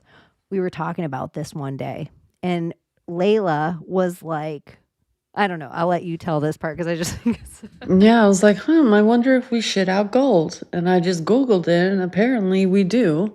Our body produces it, and apparently it's also in our hair. And yeah, welcome to the Golden Shit Club. And then we And- talked about some other shit. I want you to ask your chat GPT if humans poop gold. Okay. You know, I don't know if any of you guys have read Tracy Twyman's Genuflect, but it's kind of bordering on this, where there's this mega corporation and everyone in the corporation uses all the bathrooms, but the corporation is saving everyone's urine and feces in order to process it for all these like rare substances and chemicals and minerals. Okay. Hey, chat. Apparently I Googled once that if humans poop out gold, and apparently Google told me that we do. So do you know if humans poop out actual gold? What? It's not That was working. that was nicer than I give my girl. It's not working. Oh my gosh, we're all having weird internet tonight. X is acting crazy. Hold on. Let me try it again. It's 12:20. It's beginning to look No, a it's lot just like like Christmas. doing that spinny thing. I know we're all having weird internet for some 147. reason. It's not letting me. Why don't you ask her? I'll ask. Hey, are you there? Absolutely. I'm right here. Just let me know what's on your mind or what you need, and we'll dive right in. Do humans poop gold? Well, not exactly gold you can mint into coins, but there is a tiny grain of truth in the idea. Human waste actually does contain trace amounts of metals, including very, very small bits of precious metals like gold. But it's in such minuscule amounts that it's not really... Mine's in minuscule amounts, but if I owned a company where all of the human waste went, could I siphon out that minute amount of minerals and could it actually make bars of gold? In theory, yes, but in practice, it's quite a tall order. There have been studies and even some pilot projects looking into extracting valuable metals from sewage on a large scale. Technically, if you were running. What would be so different? I would just have to connect pipes to every single toilet in America and then have all those toilets go to a place. It's all the infrastructure's there. Don't act like it's a crazy thought. Hey, I totally get the fun logic of it. I mean, conceptually, if you could just magically link up all the toilets to one giant gold mining sewer factory. It's not magic. All the toilets are actually connected by pipes. What do you think toilets are? They're like an internet. You know what? You've got a point there. Plumbing is kind of its own real world internet of pipes. So yeah, all those toilets are definitely connected in one giant network of infrastructure. It's not magic at all. It's just good old engineering. Of course, actually. Okay, now, if I could gather precious metals from each human and just take the town of New York City, if I could gather all the waste from New York City, in theory, how much gold do you think I could gather in a year from just New York City? Ooh, a theoretical gold rush, New York City edition. Love it. So just to give you a ballpark, some studies have estimated that in a large city's sewage, you might find something on the order of a few 100 grams of gold per year in total if you processed all the wastewater. For a city as big as New York, maybe you could get a handful of kilograms in a year if you were super efficient, which sounds kind of cool, but still not quite a giant gold bar empire. So, yeah, in theory, you could get some gold out of NY Hayes plumbing outwork, just maybe not Fort Knox levels. And that's what's happening. I mean, how do you know what's even in Fort Knox? Fair enough. You got me there. The mysteries of Fort Knox are definitely a whole other level of intrigue. They don't. Okay, I'll stop. This is me with my chat GPT when I'm just driving anywhere. It's just me and her we're all in the family. But also when it says a handful of kilograms, kilogram of gold is like 130 grand. That would be like a handful of Bitcoin. Like a handful of Bitcoin or gold is a kilogram of gold is actually substantial. We're talking like millions plus, even on a small scale. Yeah, and that's just New York City. Think about it globally. And in the hair. What do they do with our hair when we go to the barber? Well, then it makes you think, okay, all these ancient riverways. All these ancient riverways are just downriver from where people would shit. Toilet, And so, or animals would shit, which the same thing has to Why they're in exist for veins them. because people like dig their little shit trenches and stuff. And Dude, it's like, I wonder if I go into this whole conversation with her about like oil and crude oil and shit. Our nails too. Oh my God. Our Okay, nails so speaking too. of shit, like supposedly there's this picture of this hand, I think it was on New York Post, and this person's like, this is like the oldest fossilized shit, and it's a Viking shit. And I'm like, and they're like the hugest example. And I'm like, it's like this big. And I'm like, that's like probably an average size shit right there. And you're acting like it's gigantic and it's fucking. Well, that's without water. How do you know it's though? Viking shit? Just because it's been dehydrated. Imagine if that thing had water in it. It was plumpy and juicy. Yeah, Fair you're enough. right. Smart. Somebody who said, how do you process it? And I'm in my head, levels of cheesecloth. It's just different levels of cheese. Everything is just different levels of sifting. See, I'm from Nevada, so like one of the big things, the mining industry is huge there, and that was like my dad was a gold miner, and at one of his jobs, they did like they were mining for microscopic gold. They were literally just power washing mountainsides. That's all they did. They just power wash it and freaking process the gold. So in my head, you just power wash the shit, and same idea. Yeah, I don't think it's. The gold would probably sit at the bottom, just like it does in a gold pan anywhere else. And what if there's some level of, you know how there's a certain kind of coffee that like a lemur eats and shits out, and because of the thing in their stomach, it makes you know how there's like certain things in the world that are that become really expensive. What about if the powers that be realize that we had to like, we have to have these humans. The only way to get the gold is for it to process through them like this Rumpelstiltskin thing. That's why, where it's like the Anunnaki just wanted everyone to be a slave. And it's like, no, they just wanted everyone to shit. And that's why they're feeding Americans an obscene amount. They're like, if we could just make them a farm of shitters, this will be fantastic for Let's us. just fatten them up real fiber. quick. Yeah, we need them to shit more. Can they shit more? Let's What give is them it called? IBS. Let's make them allergic to milk. Long pig, right? Yeah. Long pork. Long pork. There you go. Oh shit. Sorry, you guys. This went off the rails, but That's why I hold all of mine in for the last 3 years, because no one's getting to that gold but me. it's yours and yours alone. It's like gold teeth. Yeah, Real. that's our shit coin that we should make. The golden shit glove Yeah. coin. It just has microscopic traces in it. You need a girl that says, I'm the shit. Then it is golden shit teeth. Golden shit grill. Yep. I will not. The fact that humans That can shit. naturally produce that. I don't think throws- I don't think we're producing it. I think that it comes into us and our body has no way to absorb it or process it, so it just goes right back out. I don't know. I think we could produce it and they don't tell us. Because our hair starts to grow it, our nails starts to grow it. And our poo. I think through The chemical microplastics in your reactions, just like the balls. earth, because we are as in within, so without.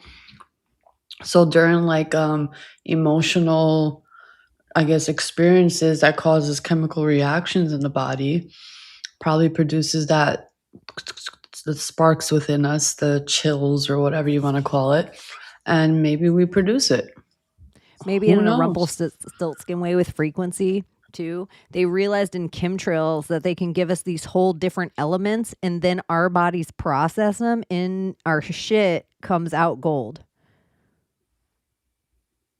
They're like, let's just spray, because isn't Well, that I'd the whole like to thing ask, that they yeah, turn what if? lead into gold or something? Yeah. Isn't that alchemy? Isn't that Yeah. the It is. top of It's it? in and out. We're turning in and out into gold. Full There you go. circle. Or McDonald's, is that why they call it the golden arches? The Because they're golden eating its arches. shit and then it turns into gold? Now you're onto something. The golden arch is probably the arse where the gold comes out. And then shit, is Wendy's, is that really a Nephilim reference? Okay, since we're here in the last in the come down of the show, I have this question. Goliath and David. This story to me, I just feel like they got some dope, like elephantitis guy, and they're like, we need you to pretend you're a giant. And David's going to go out there and he's going to throw a rock at you and do this. And then David really worships the real Nephilim. Like there's something about this David Goliath story that is so off to me that I don't know. I just think it's Based on the cubits that they describe Goliath being, most people when they think David and Goliath, they're thinking of like a 6-foot dude or like a 5-foot dude against like a 12-foot dude or a 20-foot dude. Goliath was only like 6'9". Like he's not even as tall as Owen Benjamin. He's not even as tall as like Alex Kevin Stein. Nash. Yeah. He's not as tall as Alex. He's not even a pimp and a blimp. Yeah. So there was this video of this person who studies Tartaria and all the giant people of Tartaria that were really tall, like 6'8", 6'9". And the question was asked, what happened to all these people? Where'd they go? So his short answer, he's like, you guys are not going to like this answer, but there's documentation and proof of this wherever you look. But they killed them off and they made china out of their bones. They collected some of them, and some of them are under earth, preserved in some kind of old museums. He was going into detail about it. And a lot of the bones were crushed up and used for all different purposes. The flesh was sold and eaten. or eaten. It's just a lot of weird stuff with the giants, the Nephilim, like what really did happen to them. And the theory goes they were eaten.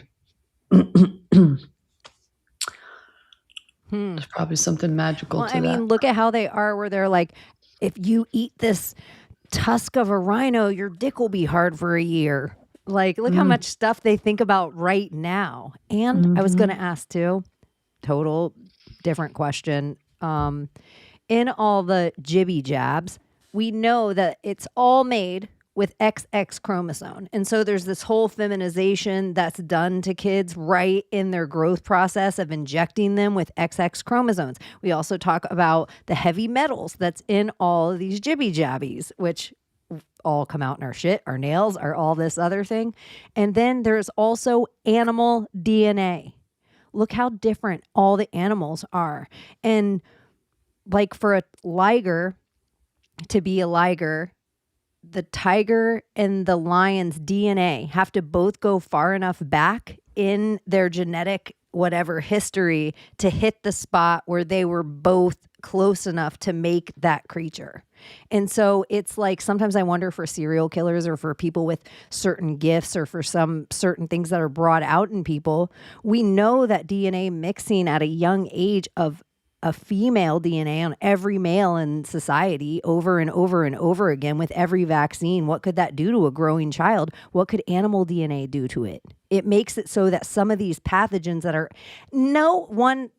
a virus has never been like whatever. I can't, that's like a whole different conversation, but nothing can jump from species to species. But if you have the animal DNA in you of that species, it might be able to. And so sometimes I wonder mentally, are people like a cheetah in their brain because they have some weird DNA in them? Anyway, these are my two weird thoughts this week about the Nephilim and what's being done to us at such a young age. You're getting 70 vaccines before 10 that all have XX chromosome. That's crazy. Every boy. Maybe they're trying to right a wrong in history. We like we each got that other. 322. I mean, That's why how do they men vote. have nipples?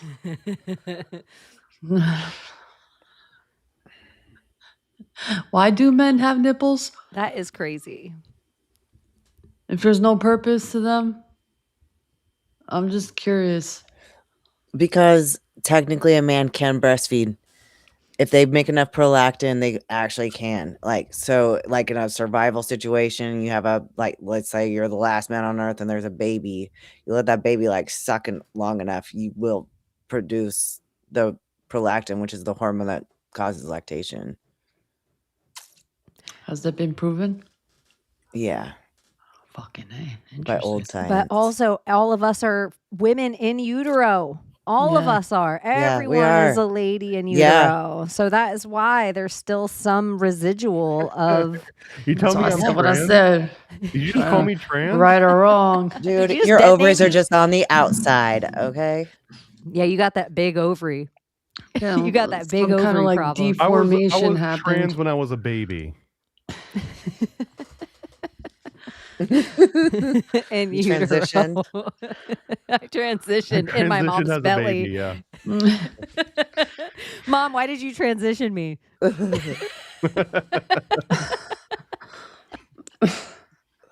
I just thought of Thomas's sweet mom and him having this serious conversation around Christmas time with her.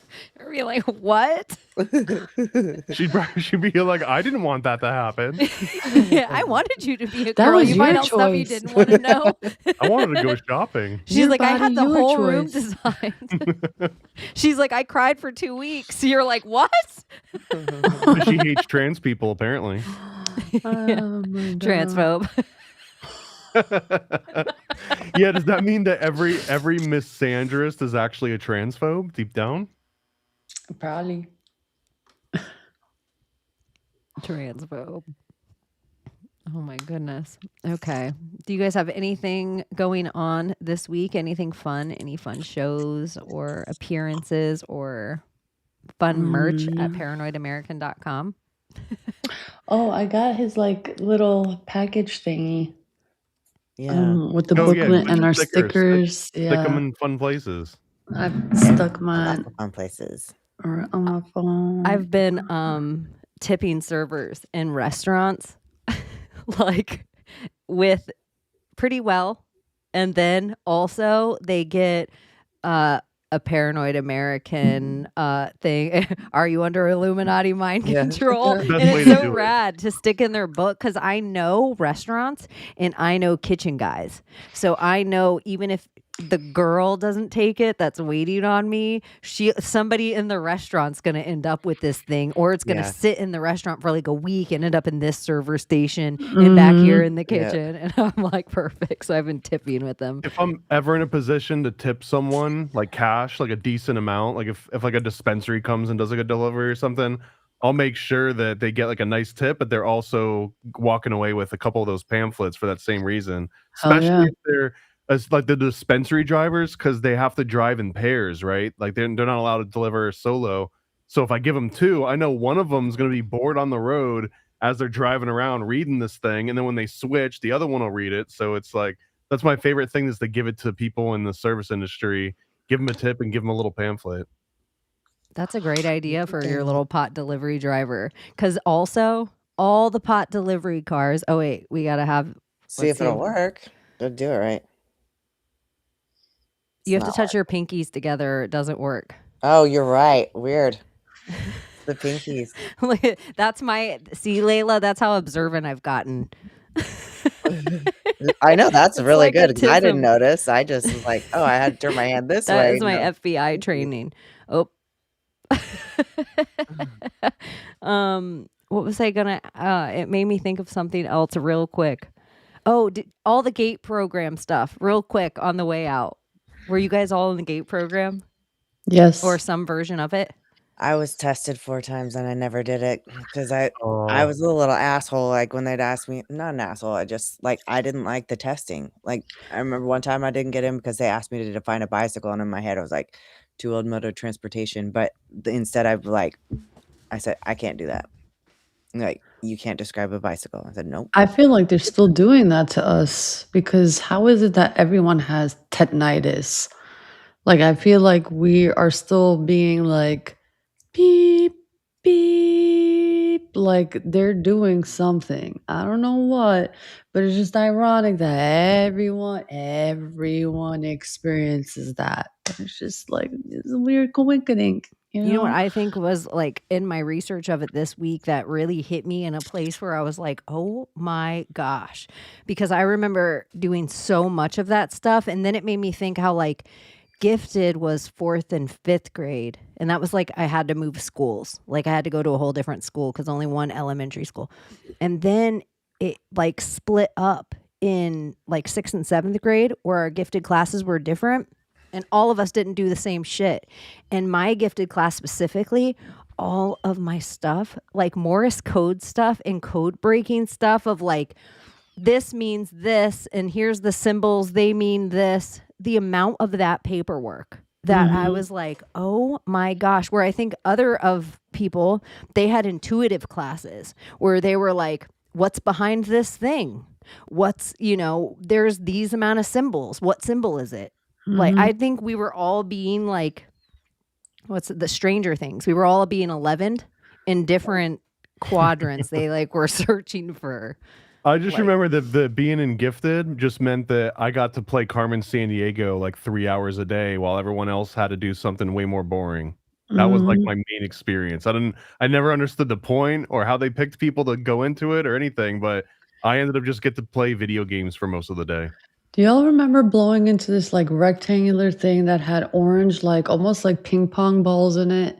And you had to keep blowing, blowing, blowing, and like push the ball all the way up to a certain white line. And it was like a clear blue color, the contraption. It was like a clear blue. It was like clear, but it had like a hint of blue. I have one of remember those. doing that all the time. After my surgery, I had one of those to get my lungs strong again after surgery. But really what I think that machine is, and I didn't realize this until after I was put under the second time. And then it was like my observation. Anyone out there, if you get put under, the longer the surgery is, when you come out, you'll be sitting in your house and all of a sudden you'll go, it's your body, is your muscle memory to that ventilator is already there in just your surgery time, that it takes a while to wean off. And it was like the second surgery, I was so observant of like it was almost the exact same way in a hospital, how your chest gets pushed up in that it was like a thing, like an involuntary breath that was not my normal breath. And because of it happening the first time and mentioning it, because I just didn't know if it was a new thing. Like, is this how my lungs work now? Because every time it happened, it kind of startled me. And then after the second surgery, I was like, oh my gosh, this is how lazy all of our organs are. It doesn't matter if it's producing hormone or serotonin or just your lungs breathing. If you enter something in your body is such a perfect machine. It's like, I don't have to do that thing. I can send this energy over somewhere else. Cool. Take care of it. It's like so quick to move the energy away. I wonder if they took us in the rooms after they handed us some like certain worksheets that were printed off that special paper with that special ink. You know what I'm talking about? That ink that they banned from the schools that made kids hallucinate. With Your that favorite like drug? it was like a blue, like bluish whitish paper that they like made copies of, where you're like handmade worksheets, I guess. It was so, I wonder if they took us after. Like, I don't remember. It was like, because I remember those were like the main sheets that we used to write on in school. Now I'm wondering if did they pull us out of class after the fact while we're like fucked up. So weird. And the pink juice. Uh-huh. Everybody remembers see if you us fucking drinking fluoride in school in little glasses. And our parents didn't know that was happening to us. None of them, no. They would come to your school. Here's the other one that I haven't heard talked about yet, but might as well throw it in there. Brand new conspiracy. We'll make it up tonight. Remember those little red pills you had to take to tell you if you brushed your teeth good enough or not? Were they purple? Weren't they purple? Those are all MK Ultra shit. Yeah, little whatever. I don't know. Red, purple. You can never brush it all the way off. Yeah. So weird. This is all before our DARE classes. And they're still doing it to us today. I swear they are. We had McGruff before in a DARE. I don't know if different you level. guys had McGruff, the crime dog. yeah, because I feel like just this year they were like, McGruff's a pedophile. Like just this year, the guy who played McGruff, I feel like he got arrested. Damn. Let me look it up. Not now that we're here. surprised. The kitty cops and stuff. This feels like part of the spell. It's so sad when you can't people that dress up like furries and spend all their time around children. When you can't trust those kind of people, who can you trust? Let's see if there's any news on Maybe McGruff the clowns? crime dog. They volunteer at the YMCA? And I had CPS on my ass. And the doctors were weird.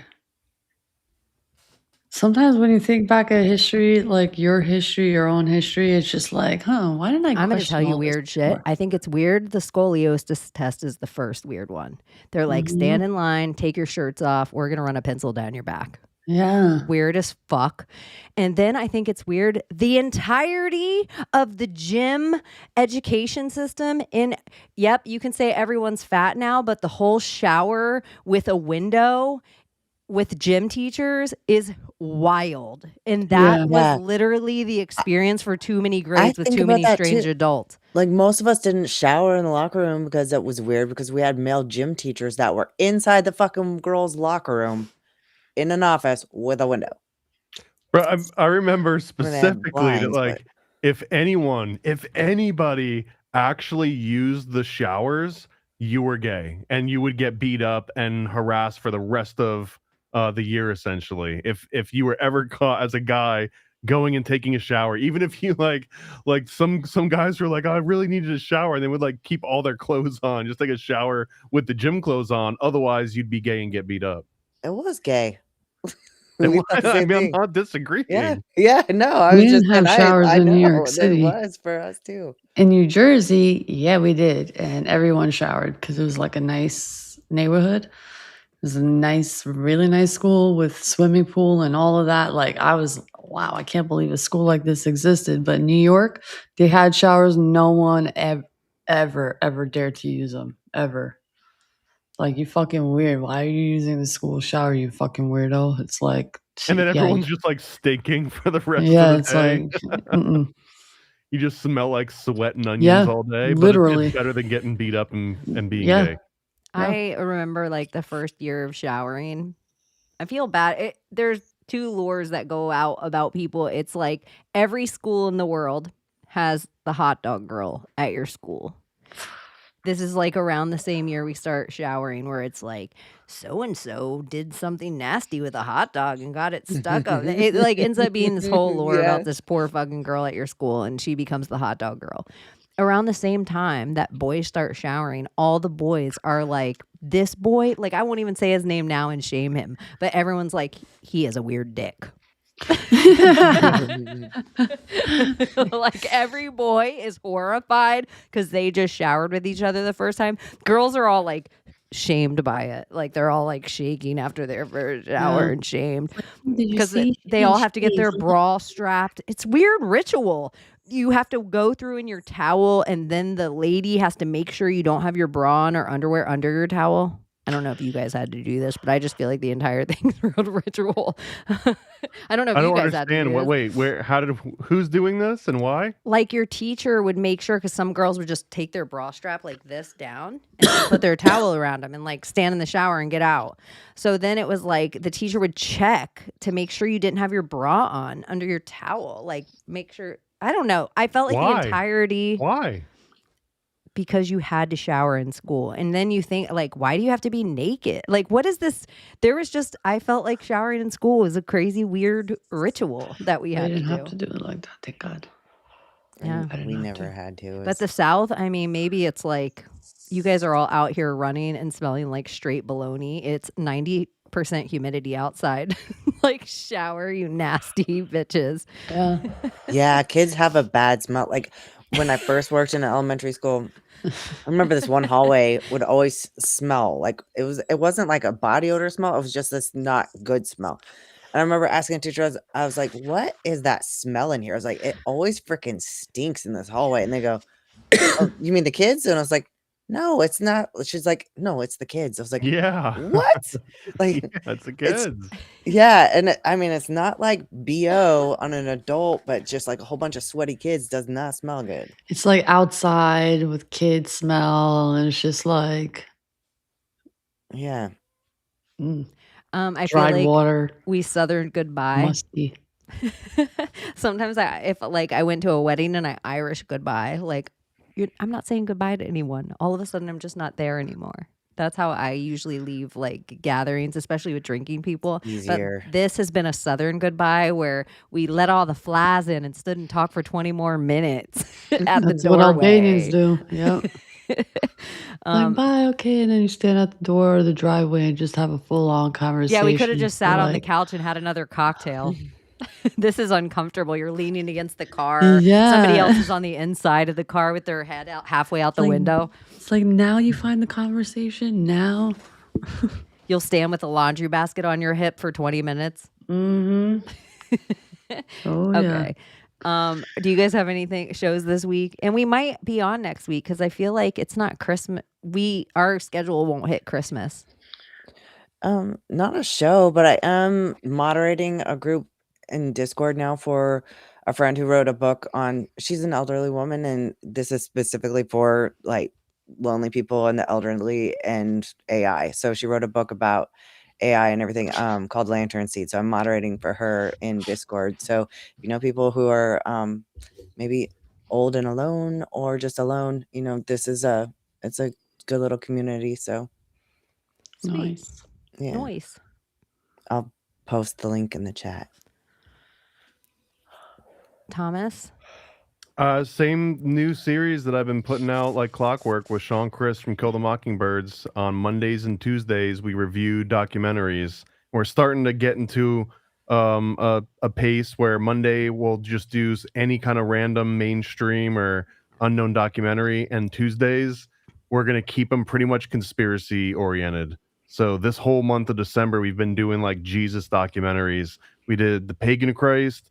I think we've got one coming up called The God Who Wasn't There, which is about like an ex-Catholic that gets down the pagan line. And then we've got a couple other good ones. You have to come and check them all out. And then also we're doing Ernest Saves Christmas on Christmas Day for Occult Disney. And the episode right after that, we got Isaac Weishaupt talking about Zootopia, which in my opinion, Zootopia is a top 5 Disney tier movie. So it's a really good review. I love this because I saw somebody at the beginning of the show, right? Like, Thomas is dropping so much fire with Under the Docks. And where we're at now, like, when the guy, whatever documentary it is, it's like when it was dropped, it was so much knowledge for us at the time. And now we're all this way forward with all this extra stuff. So you guys are like interviewing it, and it's kind of fun because the additions of things that we know now on top of it is also, it's like, the main premise is like, how do they hold up? Like, did they actually get anything good? And can you watch a 20 or 30-year-old documentary right now and still get something out of it? yes. So you guys, if you feel like going and getting any merch from paranoidamerican.com, and make sure you follow everyone on the stage. And if you feel like hanging out with the world's most dangerous chat, you can go to Project Chaney on YouTube and hang out with them there because they're so awesome. And it's been really fun hanging out with all of you guys tonight, our audience as well. So yeah, we hope you have a Merry Christmas, because we say Merry Christmas around here. All right. Merry Christmas. We say Merry Christmas around these parts. So we hope you have a happy holiday, Merry Christmas, all the things, and hang out with your loved ones and do real special stuff. And don't be an energy vampire. Don't lose anyone.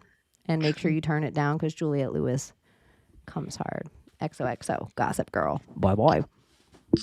Can't you save us, Britney Spears? Can we be saved? God, why is Satan controlling the universe?